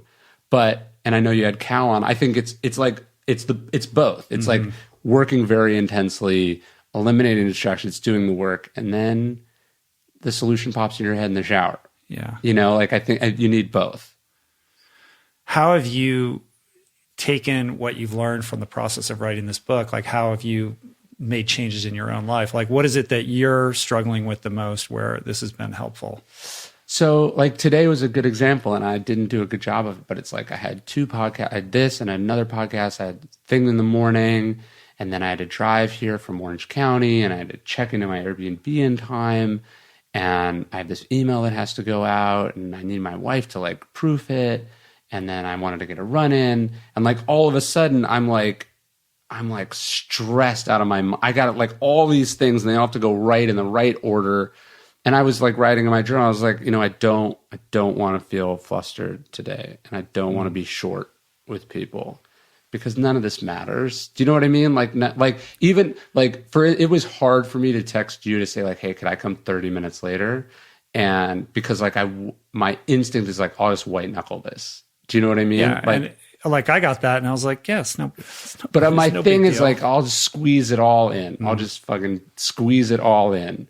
And so that's part of letting go too. It's like this is all an illusion in my mind. Like the pressure, nobody is actually saying, like, I even scheduled, like I picked this. It's not even like, I'm not even like some actor where it's like the publicist put me on this tour, but just realizing how much of the pressure I put on myself and how many of the times I force myself into situations that are going to make the end state that I want very unlikely. So that's been a big one, eliminating the amount of time I spend on devices, eliminating the inputs that really make me unhappy has been or that challenge my stillness has been a big one. Having kids has probably been the primary. I guess my thinking would have been like having kids will be chaotic and stressful and difficult, and so I'll have less. Yeah. But it's actually been the exact opposite because there's such a good reminder of like what you could actually be anytime if you choose to be. Yeah. And what's really important, I mean, you talk about relationships in the book, and any hard driving type A personality is prone to, fantasies of what their life would be like if all people went away. Yeah. We could just do what we do and there'd be no obstacles or anybody else vying for our attention or our time. And, that's one of the great illusions, I think. And as messy and as difficult and time consuming as relationships are, you pointed out very point blank in the book, like, yeah, but then there's no value in anything that you're doing. Yeah. Like there's this quote from Philip Roth that I found. He'd been married for a long time. Apparently it was like a horrible marriage because a woman wrote like this nasty memoir about it. But he was saying, he was like, now that I'm single, he's like, all I have to focus on is my work. He's like, it's like there's always an emergency and I'm the patient or something like that. Uh-huh. And I was like, that sounds horrible. Like the fact, like what my life would be if I was 100% in charge of it and it was all about me would be sometimes you think that's the fantasy. You go like, oh, that guy's single. He goes where he wants. He does whatever he wants, And then you realize like that fantasy is actually a fucking nightmare, especially when you go through difficult stuff. It might be nice, on a Tuesday, beautiful, you do whatever you want. You go for a 2-hour run instead of going like, I got to be back here in 45 minutes or whatever. But what about when you get a cancer diagnosis, or what if when you find out your book got rejected, or, like the relationships are there for the hard times. And also, if you're in the right relationships with the right people, these things float your boat. I mean, This is like an accelerator to everything that you imagine for your life. Well, I've been saying that too. Like, I think the generation before, maybe the couple generations before, that experienced so much pressure to have kids. Like, you have to have kids, you have to have them by this time, a woman's job is to have kids. Did a really good job making it clear that, like, having kids is hard, and that you can't really have it all. And there's a lot of sacrifices, and it takes a lot out of you and all this stuff. And I think in the process kind of underplayed, like, what you get in the trade. Mm-hmm. Do you know what I mean? And that, like, it's like who was it? There's some author, and he was talking about how he's a great writer, like a very famous writer. And he was saying that someone came up to him and said, don't have kids. Every kid you have is a book you'll never write. And he was like, that haunted me. And he's like, now here I am, like, writing this, I'm looking out at my, like, 3 sons. And I'm like, I'll take that trade any day of the week. Yeah. Like, what? None of these books matter. Yeah. Like, at the end of the day, none of these books matter. None of the work we do matters. Really, like, it matters, but it doesn't matter. Mm-hmm. And the idea that, like, you're not going to have kids, or you don't have time to get married or be in a serious relationship with someone because, like, the startup you're making is so important. It's just laughable if you look at it with any kind of distance. The kind of flip reaction to that, though, is, oh, well, it's easy for you to say because you're successful, right? And what do you mean? In the sense that, oh, you can say that, this success isn't all it's cracked up to be because you're secure, in your trajectory. And I think there's a delusion that we may intellectually understand that, and yet we feel like it doesn't apply to us. Sure. Although, like, when I think about it, I go, like, I should have had kids earlier. Like, I don't go, like, now I'm successful. This goes back to my theory that you were born out of time. Yeah. No, I just think I get that. And look, like, I also have help, people are like, how do you balance it all? And it's like, I pay someone to help watch my kids. Mm-hmm. You know what I mean? Like, and my wife doesn't have to go to an office every day because we have our own business, like, I'm not saying that. What I'm saying is that, I get what they're saying. They go, it's easy for you to say you have it. At the same time, because I have it, I can tell you that, you think that writing a best-selling book or having a lot of money will make you feel good and that you'll feel whole. And that's the big lie that we all believe. Yeah. And that it's like, at the only moments where I really feel good, like my walk in the morning with my son, that's what wholeness feels like. Hearing my book hit number 1, it feels nice for like 8 seconds, but it that's a biological adaptation where we go, hey, if we cross that ocean, if we kill those people and take what's theirs, then we'll be happy. Then I'll feel good about myself. The unabated craving. That compels us. And to go to the daddy issues, I think I think for me it was like, oh, like, if I really get successful, and this is where my daddy issues is, but it's like, if I'm objectively successful and what I do is very impressive, then my parents will give me what they should have given me at birth for being alive. And how's that going? It's a constant struggle, Yeah. But I mean, one of the nice parts of getting the stuff, it's nice that I got it, but the blessing and the curse of it is you go, nope, still doesn't do it. Yeah. It's like, and then it was nice for what it was freeing to go, like, all right, and maybe some people don't get this gift, but it's going like, all right, if this doesn't impress these people, nothing will, and I can stop trying. I can stop doing these things to get that. There's a relief in that. Yeah. Well, one of the tools that you talk about in the book for navigating this, which I love, is this idea of like holding on loosely.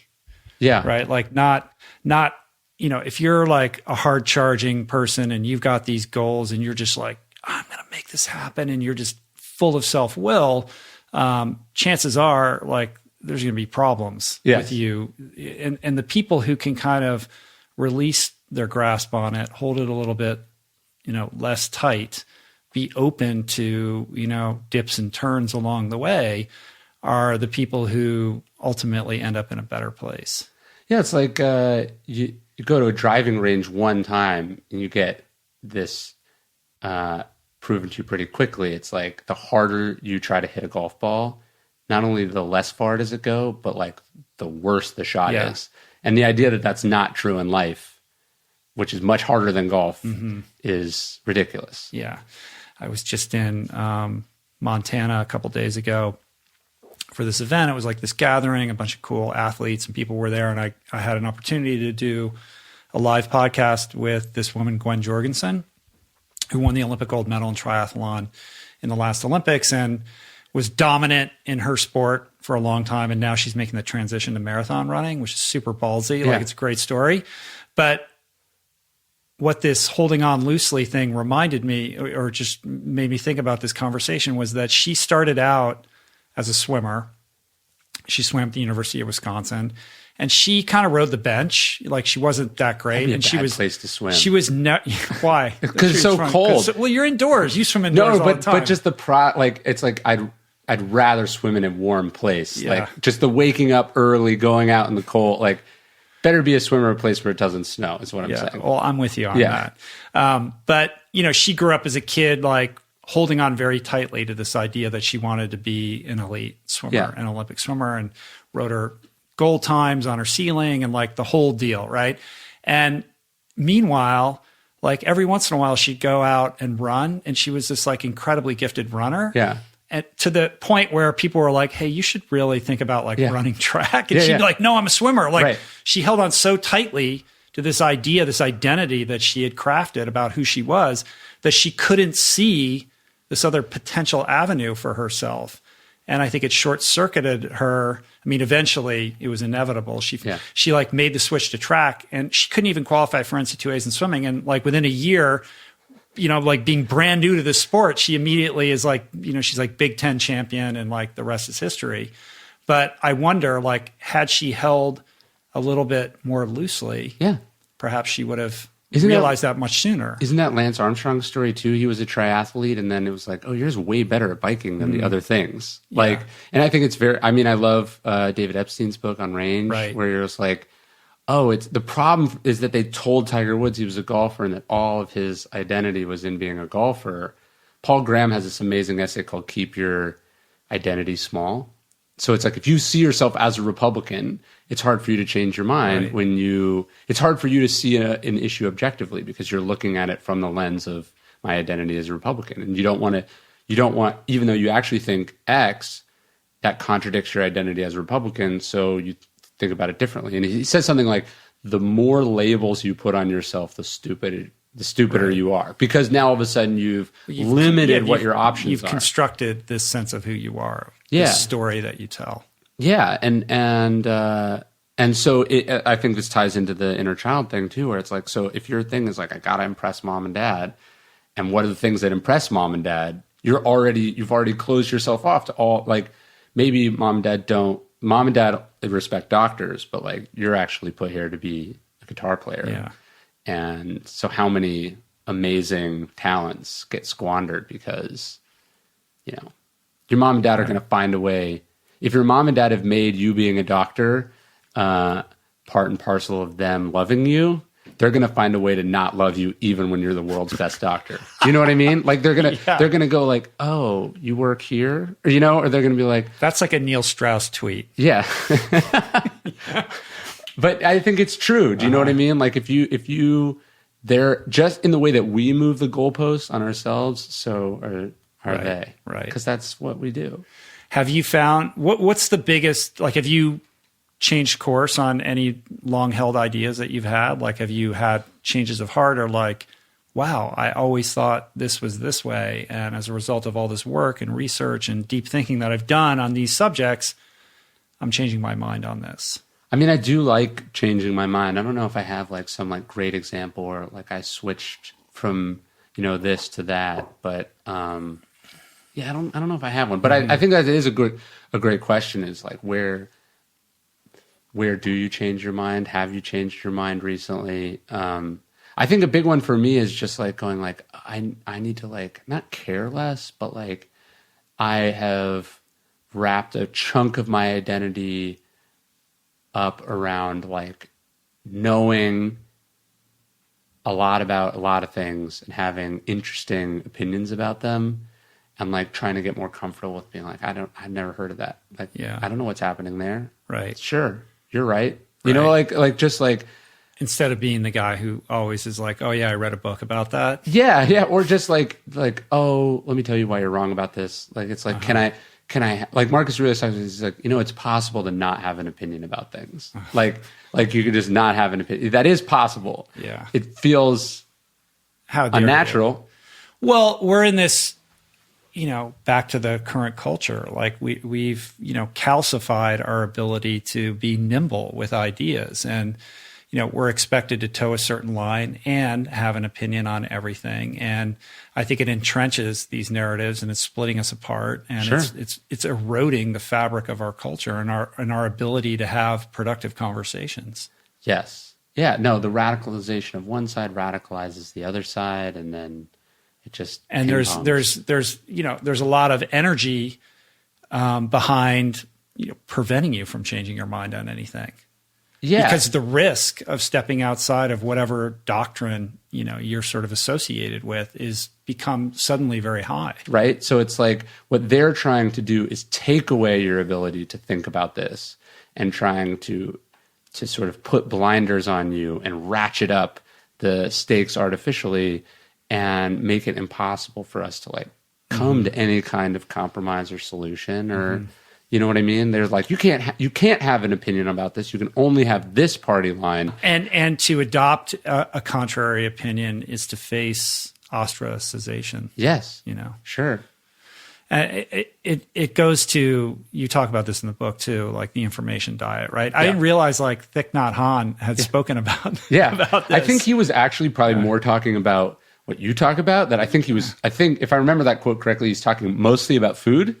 But it's like, look, if you're putting like poison, basically industrial agriculture in your body, garbage is going to come out, both like literally and figuratively. But I think it's just as true for information. If you are mainlining the constant chattering of manipulative, people who profit from your rage, the idea that like peace and stillness and clarity and compassion and goodness is going to come out of that is delusional.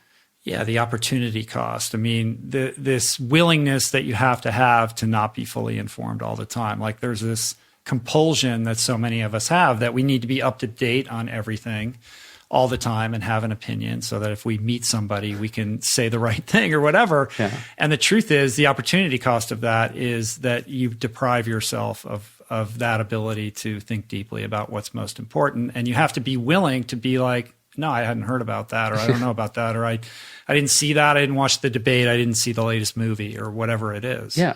And it's that feels like you're being, it's like a dereliction of duty, but it's like, actually your duty is to go read a history book and understand where this all fits in. You know what I mean? Your duty is not to follow trivia in real time. Like, and also there's a humility. I started saying this. It's like smart people are on that. Like we have our people on that. You know what I mean? They don't necessarily.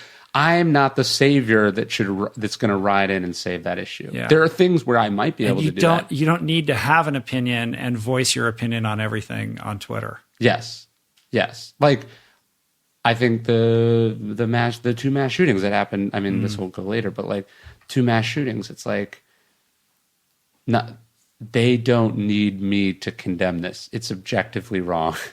Like, you know what I mean? Like Do you feel that pull though, as somebody with an audience? Like when something like that happens and I open up Twitter and I look at what's going on, I feel like, do I need to say something? And I'm like, I don't. Really I think the ego is in the I'm gonna move the needle on this one. Like look, if you're because you have to square that with like silence is, if you're silent about things that are wrong in our culture, like you're complicit. Right. But it's like, I'm not silent I'm not talking to my 2-year-old about it, but I'm not going to, if I had a teenager, I wouldn't be silent about it. Do you know what I mean? I would not be silent about it where I have like real impact. So it's an interesting thing because I'll write, I feel like my job is to apply sort of ancient wisdom and history to modern life. So I'll write something. I wrote an email on Monday for Daily Stoic, which is like this email that goes out to people. And I wrote a thing about Marcus Aurelius and Seneca were both two real world politicians who dealt with like actual tyrants and murderous dictators, right? And so they were talking about, what it's like to actually be these people, like Seneca was in Nero's court, like worse than Donald Trump by a factor of 100, right? And he's talking about, like what these people are like and what it's like to be them. And so I was writing a thing about how like people are like, what should I tell my children about Donald Trump? And they think it's like, these lessons about the specific policies when it really should be about like, it should be like, kid, this is what it's like to be a horrible person. This this is what it does to you. And character matters. And that you don't need to talk to them about the fact that he was, he said you should grab women by the pussy. I mean, you do in that you teach your kids like what boundaries are and what respect is, but it's more like you don't need to talk to them about the word choice of pussy. You need to talk to them about character, right? And so I send out this email. I think it's very well reasoned. It's deliberately nonpartisan. I'm a center-right person, but then I watch all the people unsubscribe, And my point, they always send me, why did you do this? I love you. I loved your writing. You shouldn't be partisan. And like what I say is like, my job is to say what I think and what's important and what I think the facts support in the context with which I do my work. And what I don't do is think about what the financial repercussions for doing that are. Does that make sense? Yeah, it goes back. I mean, it's a predominant theme in your book, which is basically learning how to hone your instincts and your intuition. And through that process matched with deep thought to, express a cogent, informed opinion that is liberated from the external ramifications of putting that out into the world. Yeah, like Marcus Aurelius says, just do the right thing, the rest doesn't matter. And so it's like, I thought that was the right thing to write creatively, politically, philosophically. And so if 500 people who I worked very hard to bring into the universe left because of that, like, whatever. Right. Life is way too short to not say what I think, to keep people whose opinions I don't respect, following my work. And life is also too short to be upset by that or, you know what I mean? And so you say what you say. I don't think I'm not saying it's courage, but it's like your obligation as an artist is to speak truth as you see it. It's not to change the world. Your job is to speak truth. Whether that truth ends up changing the world is one thing, but yeah, it goes to this idea of virtue not being an abstraction, but an action. Absolutely. Yeah. It was interesting to read about how Seneca became a victim of, basically being power hungry under Nero, right? Yeah. Like, so despite all of his incredible wisdom, he still couldn't walk that line of virtue to distance himself from this terrible person. And that's what I think, his own fortune was too closely tied to it. Yeah. And I think, it's like the Stoics over and over, virtue is enough. Virtue is sufficient. What's right is doing the right thing. And here you have this guy making compromises. Probably, I mean, and I've been there because I've worked for people, not nearly as bad as Nero, but I've worked with people that, certainly in retrospect, certainly getting older, but even at the time, you have ethical concerns about. And you're like, but if I don't do this, well, there's the savior complex. If I don't do this, a worse person's going to take this job. And then, so it's like, I got to do this. And then the other is like, but this is my shot. Yeah. You know what I mean? Well, yeah, when you're young too, it's harder to. But I think there's a couple Republican senators who read the Daily Stoic. And one of the even weirder than the sports team is like, a couple times they've had me to the Senate dining room to have breakfast and like talk about philosophy, which is just like unreal. They're not people. You're having your own kind of like Seneca experience. Well, I wrote a New York Times piece about that because I actually got offered a press secretary position for one of the cabinet members. Oh, I didn't know that. I'll send it to you. And I surprised myself by even thinking about it. I mean, this is in late 2016. There's a moment where it seemed a little less crazy than it does now. But anyways, I'm there talking philosophy to these guys, and they pointed. I was like, why aren't people stopping this? Like it seems so obvious. And one of them said, like, see that guy over there? If he hadn't said what he said about Trump probably would have named him, like, I don't know, head of the CIA or something like that.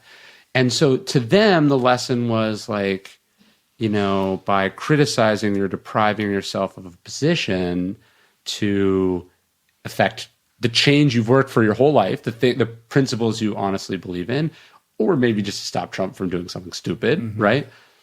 But to me, the philosophical, and I think that's what Seneca tells himself working for Nero. If I'm not Nero's tutor, he's not going to have one, right? If I'm not advising him, he'll do even worse things.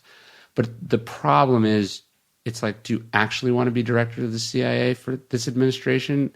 Or are you actually doing, like, is that what you worked your whole life to get? And when you have that position, are you actually going to follow your moral compass, or is there going to be another, compromise that's going to compel you to pull a party line that's at odds with your true nature?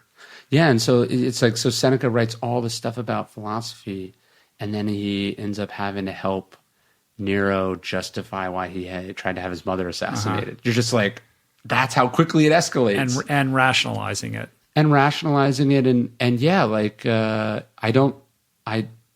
He only realizes too late what he's got himself into. And he basically what this is where it's really insidious, is Nero is just piling money on top of Seneca. Like, Seneca becomes like the second richest man in Rome. And so obviously that was interesting and fun, and he talks about it philosophically, but you're just like, he at some point Seneca goes like, oh, this is bad. Like, what have I gotten myself into? I got to get out of here. And he goes to Nero and he says, I want out. And it's sort of like a blood in, blood out situation. It's like, you don't get to leave. Yeah. What the fuck are you talking about? Like the mafia. Yeah. And then Seneca goes, I'll give you all the money back. And Nero says, no. And he's like, I'll let you partially retire. And so Seneca gets that. And then Nero goes, I don't like Seneca anymore. And he executes him, basically. And so that Seneca realizes too little, too late. This is probably when he's writing some of these essays, like the essay that opens the book. I think he realizes, he never comes out and says it, but I think he realizes that it was a Faustian bargain, and then he sold his soul to the devil. And classic Faustian, like textbook. Yes. Yes. And then we see this playing out in real time. Yeah. I mean, like, I have so much respect for someone like General Mattis. And it's so admirable that he resigned on principle over, we don't really know what it was, but he basically resigned over principle, and it shocks Trump, right? Like, but at the same time, maybe the real principle is like, no, like how much did the idea that people like James Mattis were going to be in the administration allow other people to rationalize voting for it, supporting it, not, doing some of the things we're doing now earlier, right? So it's like, it's one man's valiant sacrifice is by another definition, complicity. Yeah. super interesting. And these are timeless ethical quandaries. Right. You know yeah. what I mean, mean? that's why it comes up time and time again. And what is ancient is modern. Aristotle is Alexander the Great's philosophy instructor. Do you know what I mean? Like, we tend to think that all these things were clean, but like, it's so complicated. Confucius was not just a philosopher. He worked for these princes and kings. Like that studying the Eastern stuff, you realize that these people were much more of the world than they seemed. Mm-hmm. And sometimes they did horrible things. I mean, Buddha had a wife and child that he walked out on. Yeah. Which I found, very hard to square. And the issues with Leonardo da Vinci and his dad, and like, how he's just trying to find these benefactors. And it's like, because you don't think of him as a human being. Yes. Right. Yeah. Did you relate I've related to him so much. In many ways. Yes.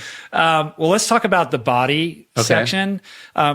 You've pulled this hat trick again, which you've done a number of times, which is essentially you're kind of writing a self-help book without writing a self-help book. You never kind of come out and give any prescriptive advice. I would say this section is the most prescriptive of anything you've ever written. You're kind of like, look, you should journal. Like, look what these you list like 20 people in a row, all these amazing people. Look, they journal every day. Like, go on walks. Like, take this time. Like, sleep. Like, this is back to like practicality. Yeah. Well, it's because it's hard to go like, do this thing with your mind, because that's not how the mind works. But you can go for a walk. Here are the benefits of walking. Or you can say like, here are the costs of sleeping. Like I can, even though I wasn't there, if you're Ariana Huffington tells a story of like brushing her teeth in the bathroom basically and passing out and her cheek hitting the bathtub on the way down and shatter. Like I can hear that noise. She told that story on the podcast. It makes me so uncomfortable. Do you know what I mean? And the solutions are so basic. Yeah, go to sleep. Yeah, go to sleep, take a walk. Here's one question I had for you, though. When I'm reading the take a walk section and you're naming all these people, I'm like, where's David Sedaris? And then you bring him up in the hobby section, but I'm like, I wanted you to go deeper into his like garbage collection thing, because like that's like weird, and I think obsessive compulsive on his part, because like he can't miss a day, and he goes out and walks like 20 miles and he picks up every piece of garbage in his entire town. He won like an award from I know the Queen. The Queen gave him like a thing. Like, I started doing it. You did? Yeah. I've noticed that. I live on. I spend a lot of time on our farm is on this dirt road, and like my neighbors are basically animals. I probably shouldn't say this, but I was like, they're just like, oh, I'm finished with this. I'm going to throw it out the window. And it's not maintained by the city, so like, or the county. So if I don't do it, and it's, I don't know, like, it's actually wonderful. Like, you picked up like a mattress the other day or something. I pick up a mattress. Yeah. But like my son will now, he's 2.5, he'll point out garbage and say like, pick it up. Like, so to me, it's meaningful. And I'm already walking, and I don't know. It's like, instead of having a strong opinion about whether restaurants should be allowed to have straws, like, why don't we just pick up trash when we see it? Yeah. But I put it in the hobby section because it's such a weird hobby. Yeah. I love it. Yeah. But the relationship between, I've thought about this a lot. Like, what is the relationship between that practice and his creative inspiration? Because there's something about that, low heart rate, kind of activity that creates space for those little sparks. I think it's probably better for fiction than nonfiction. Although his stories are sort of a mix of both. He goes out like all day. But I just mean like, I think it's about, slowing the mind down, and then these funny things are popping up to you. And then you go, I think my uneducated opinion is that maybe fiction is a little bit more like, you do a lot of that and then you sit down and it pours out. Whereas like, to me, nonfiction is, it's much more a construction of an argument. So I think do you know what I'm saying? Yeah, I see what you're saying, but I don't know if that. So I think that's why he does it for 6 hours. Yeah, well, I think there's like a mental tweak there with him. I mean, you could have also put that in the routine section, because that's very much his routine. And they're all related. The writing is part of my routine. It's what I do before I do X, Y, and Z. And like, again, I think going for a long walk might get you 70% of what meditation gives you, or something. Like, let's say the point of my book is like, okay, meditation is great. And let's say it's everything that we're told that it is. But for some reason, we're not doing it. Like the analogy, you know Ramit Sethi is the personal finance. I know he is, yeah. He's like, look, people don't keep budgets. Like, you can write a budget, but you won't keep it. So I'm not going to tell you to do it. But I am going to tell you to like set up these auto transfers in your bank account. And then it takes that out of it. So my point is like, I could tell you to meditate, and I know I should meditate, but I'm not gonna. I'm just knowing myself. So like, I will take a walk, and I'll 80-20 it. I'll get a chunk of it. The walk takes a lot longer. It does. And you're willing to do that, but not meditate. Yeah. It's interesting, right? Yeah. Or swim. I mean, to me, swimming is the best one. There's something about swimming that's like a pipe cleaner for your mind. Well, I think it's immersive. My theory is totally immersive. So it has a sensory deprivation component. I think there's something womb-like about swimming that our bodies just respond to on a primal level. No screens. You're looking down, so you're not really seeing anything. I think there's something about cold. Like I get much more out of swimming in a cold pool than like when it's hot. And then there's something about the forcing yourself to do something that at first you don't want to do. Then there's, then the endorphin, it's all of it. I think, and I just think there's something magical about water that like all cultures seem to have created fountains. Do you know what I mean? Like there's Roman fountains and there's Buddhist fountains and there are, So you're drawing like the calming effect of like seeing water move. But that's different from the immersion. Like I would agree with you. There's something that happens in swimming that I don't like. Running is amazing and it serves lots of these similar kind of, agendas, but there's something distinct about swimming that's its own unique thing. Like Barton Springs, where you and I swim, and Awesome, where I like to swim the most when I can. Like for like 500 years, dating back at least basically till we did, that was like Indians used to go there. Like we had like Native Americans also saw it as a sacred place. Do you know what I mean? And would swim in it and use it and be around it. And so it's like every culture has this strange relationship with water. Right. Some spiritual. Someone told me it's because we're mostly water. Maybe that's it. That there's some. You know what I mean? You should have put that in the spirit section of the book. Yeah. On the routines thing, one of the things that I liked is that now everybody wants to know everybody's morning routine and the whole, it's like, if I just do exactly what Stanley McChrystal does, then I'm going to, be this person or whatever.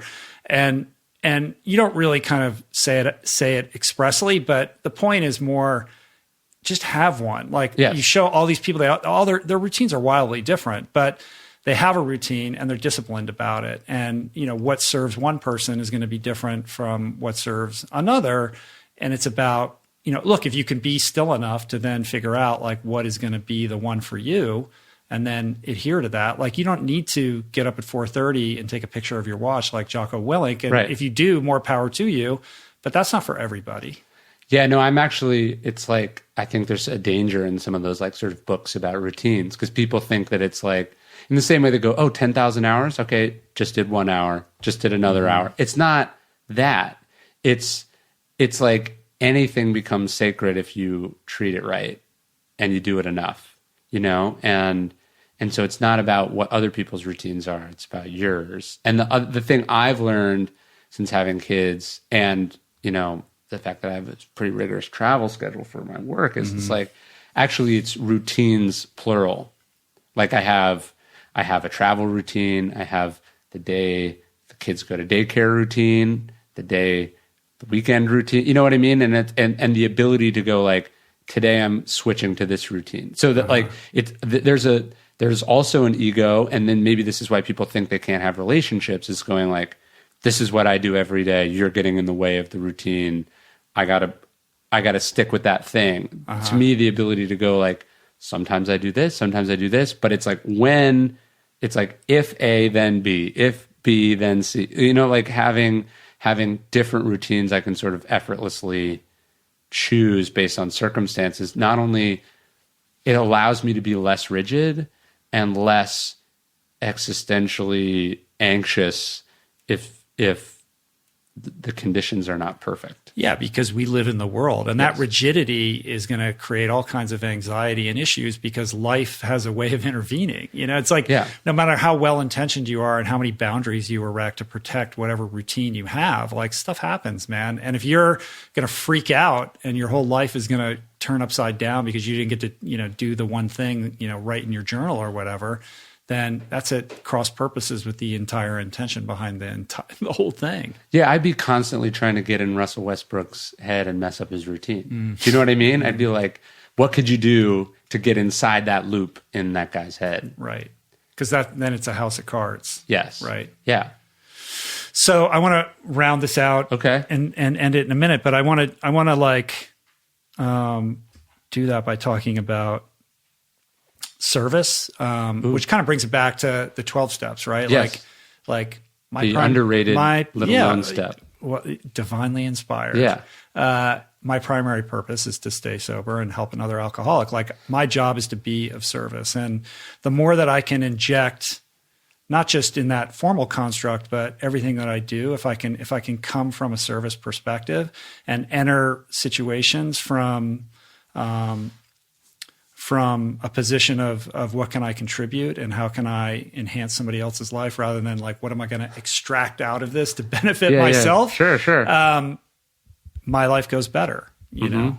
And that's, you know, something that you explore in the book as well. Like how can we be like part of this whole equation of being still is about giving. Yeah, and one way to think less about yourself is just to like think more about other people. You know what I mean? Because it's like self-obsession is the enemy of stillness, right? And, yes. And the path out of self-obsession is to avail yourself to another.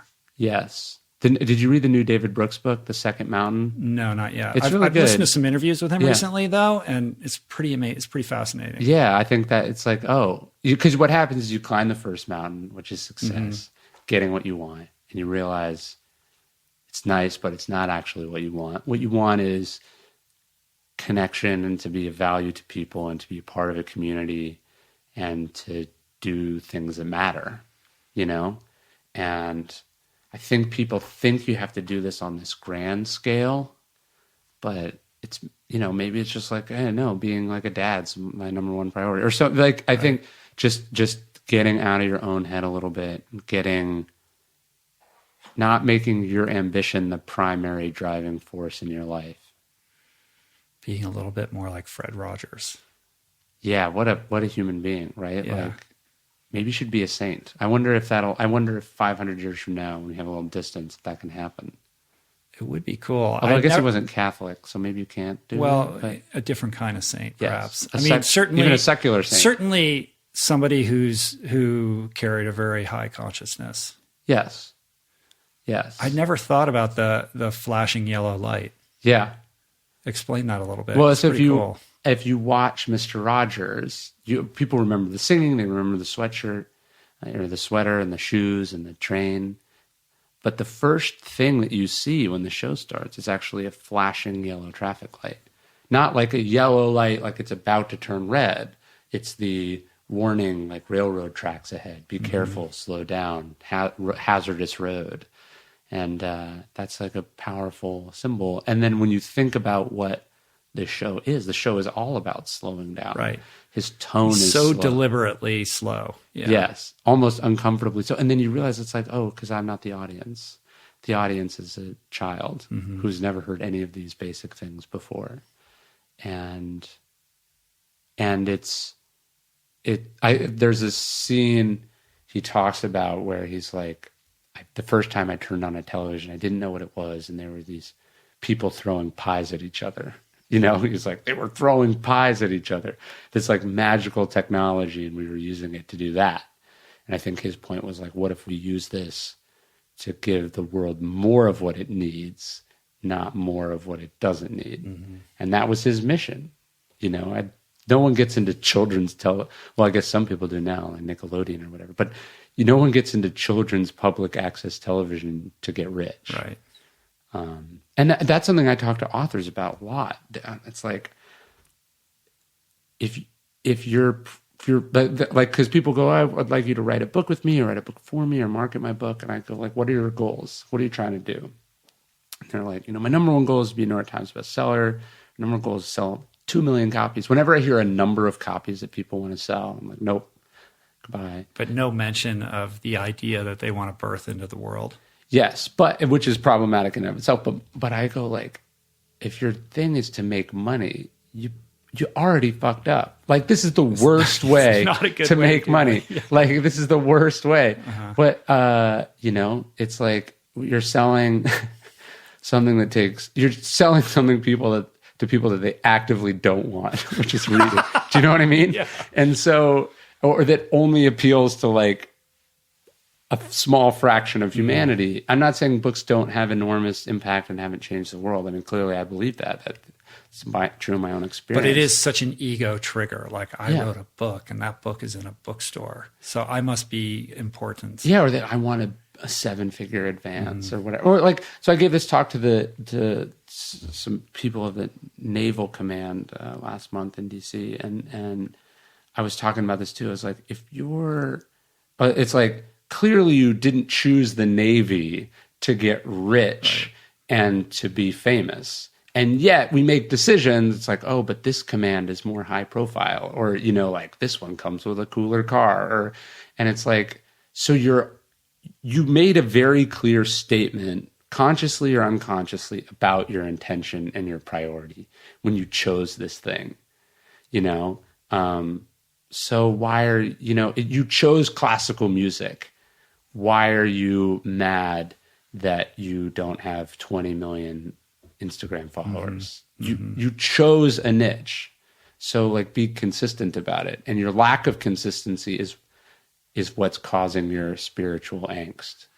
Yeah. I mean, it goes back to the complexity of being human, right? We're still compelled by those base desires for power, money, status. Well, and we're comparing ourselves to other people always, which is like, the thief of joy, as Theodore Roosevelt said. Right. But yeah, it's like, oh, okay. Like, I just have to remind myself of that. I'm not saying you can't make money writing books, but clearly that's not what's the most important thing to me. Or I would be writing screenplays, or I'd be writing advertising copy, or, I would not be writing at all, because this is not, I'd be making, I'd be a vlogger. There's so many other things you could do. It's like, I chose writing because actually I didn't choose writing.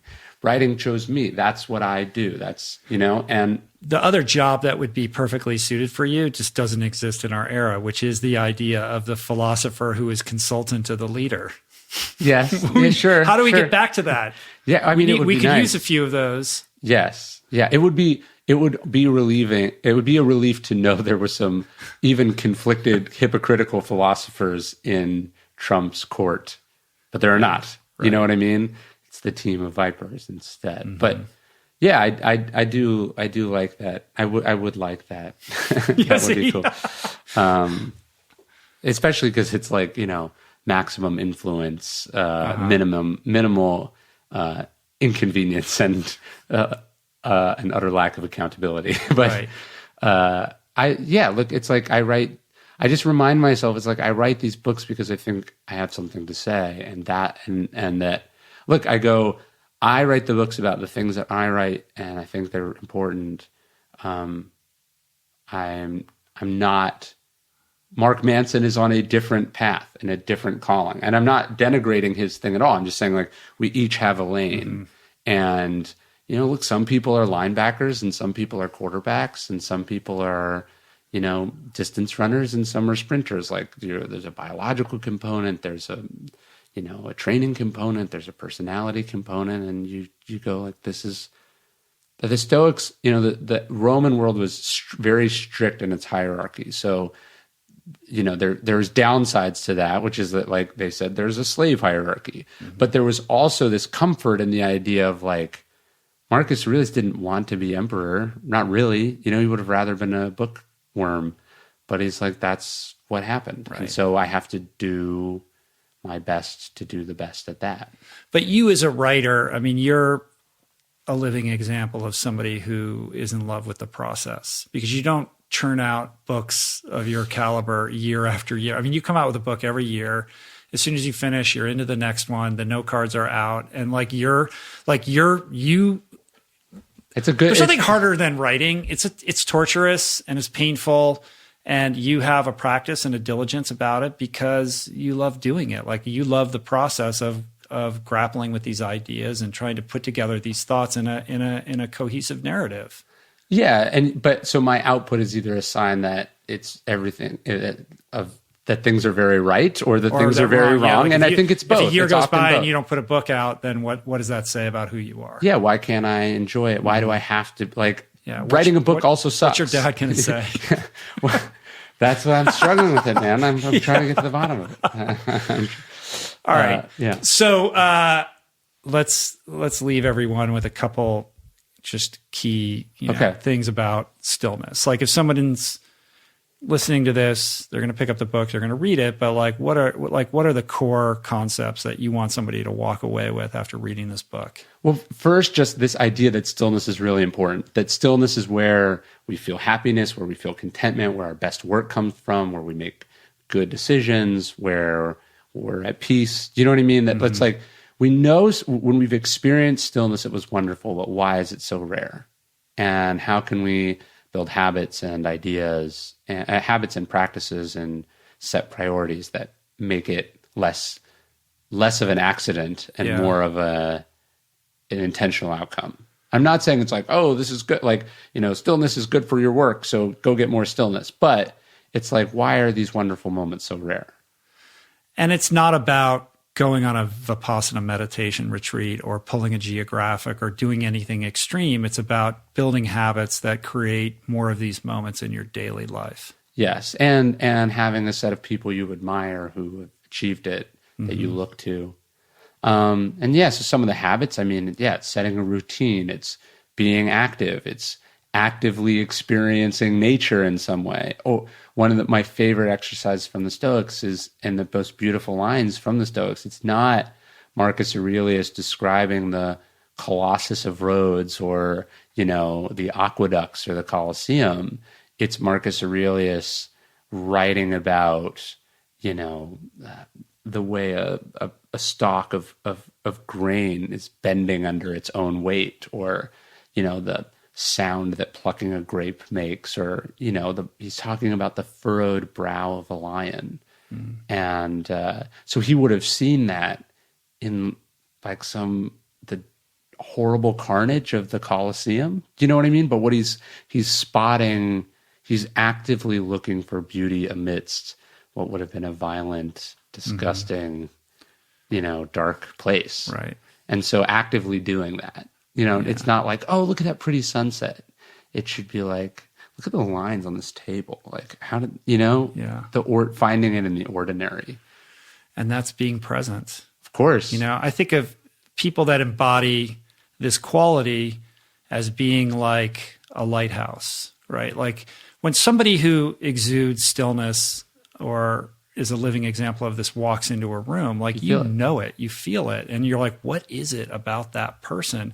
Because they're standing in their strength and their power, and they're like a magnet that everyone is drawn to. And I think we're kind of more prone to be chasing attention from other people, like we're running after it, rather than gathering our strength and our resources so that we can stand in it and attract what we want into our life rather than chasing it. Well, and that's why the cover was really hard to crack on this book. And it's a sun, because I think it radiates out. And I wanted it to be something masculine, because I felt like it's like, you can imagine, so you write this book and they give you all the template covers they want. The font is going to be like...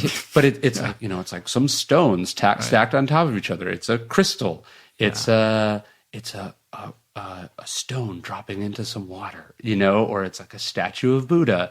It's like there's like 10 like sort of Zen images, and they all tend to be pretty feminine. Not that there's a problem with that, but I do think it signals to people, to a large percent of the population, that this is not for them. And in fact, it's like them who needs it most. Right.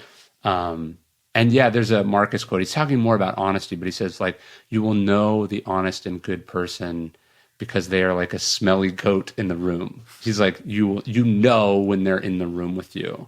And I think that's true. Like, even if you were in an airport and the Dalai Lama walked in street clothes, I think you would know. Mm-hmm. I think you'd know if you saw Jesus. I think you'd know if you saw I think Socrates, if Socrates was at your neighbor's house, you'd feel it. And who would be a modern, current living example of that? I mean, this is a bad one. Who's like in the world? This is a bad one because it's political, but I think I could say this even if you despise every one of his policies, but I think Obama has that. I think he was, and he talks about this. He's like, I think it was because my mother was pregnant with me in Hawaii, and she would just sort of sit on the beach and look at the ocean while he was in the womb. Yeah, he was unflappable. And you think about the shit that got thrown at him, it almost makes it more impressive. Even if you hate him, you're like, why did we never get to him? Yeah.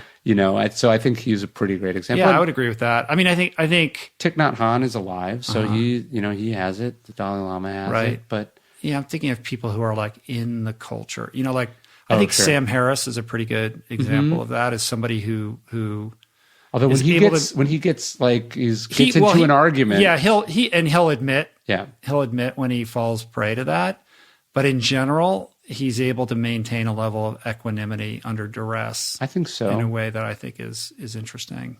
Yeah, I think so. I think there's some athletes that have it in fleeting moments. We see it.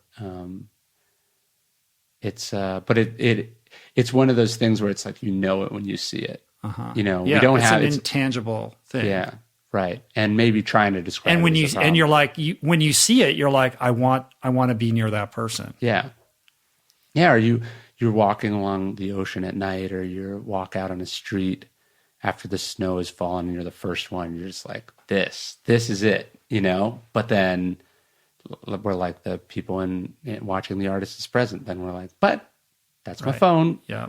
Or, oh, you know what? Like, let's go skiing tomorrow, or I should take a photo of this, It's tough being human, man. It is tough. Like my wife, I remember, my wife was like, you want to go in the pool? And I was like, yeah. So we went in the pool, and then I was like, you want to do laps? And she was like, we can just be in the pool. And I was like, but that's hard, Right. I think that's it in a nutshell, right? Yes. Is it not?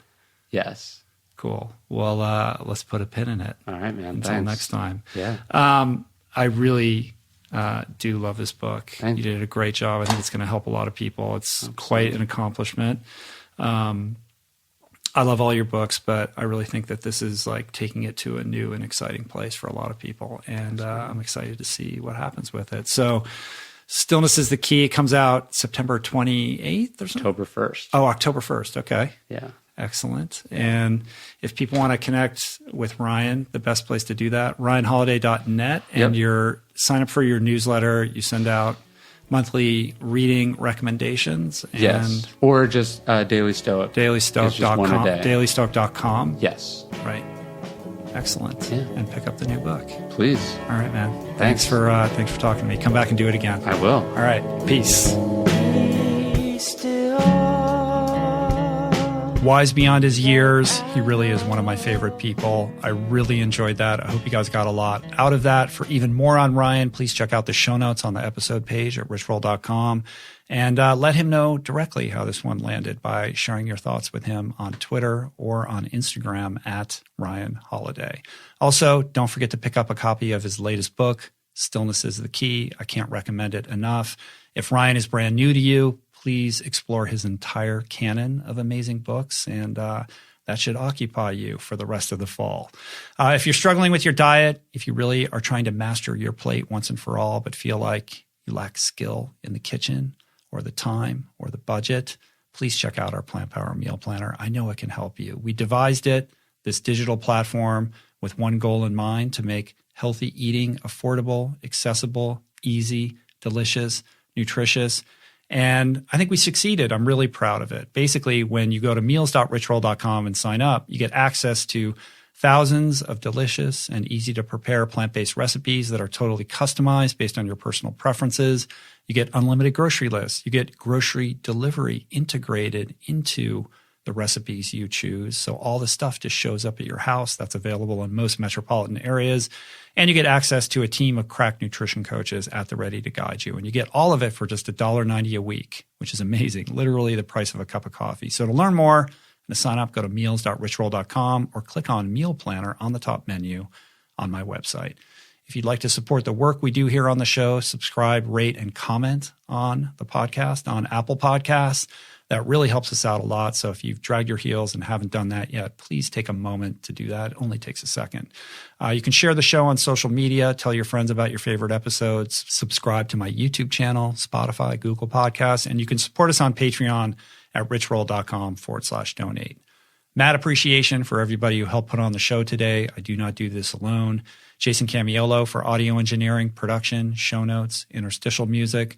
Blake Curtis and Margot Lubin for videoing the podcast and putting it up on YouTube, including clips that we share there as well. If you haven't checked out the YouTube version of the show, I really strongly suggest that you do that. The production value is insane. Jessica Miranda for graphics, Ali Rogers for her beautiful portraits, DK, David Kahn for advertiser relationships, and theme music by Anna Lemma. Appreciate all of you. I love you. I will see you back here next week with psychiatrist, neuroscientist, and author Dr. Judd Brewer. He's coming by to discuss the neural mechanisms of mindfulness, which I think is a good bookend to this conversation with Ryan. It's a really great conversation. You're not going to want to miss it. Here's a clip to take you out. And until then, be still. Peace. Plants. Namaste.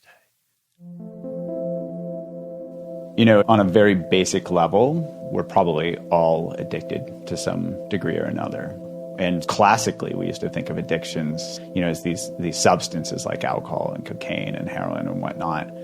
But really, I think that's a little narrow of a view. If we look at this, it can be virtually anything that gets us into trouble. We can have everyday addictions where it's, cell phones and technology and, trying to get our inbox to zero and all these things that are failing propositions.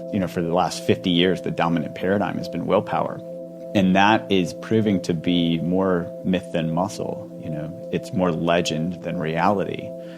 And that's exactly what I think we're seeing with meditation is if we get out of our own way, our brains naturally work better. And we can really start to totally get in sync with life and get into, almost get into the flow of things. That's one thing I like about mindfulness practice is it basically distills down to pay attention, see what the results of your behavior are, repeat.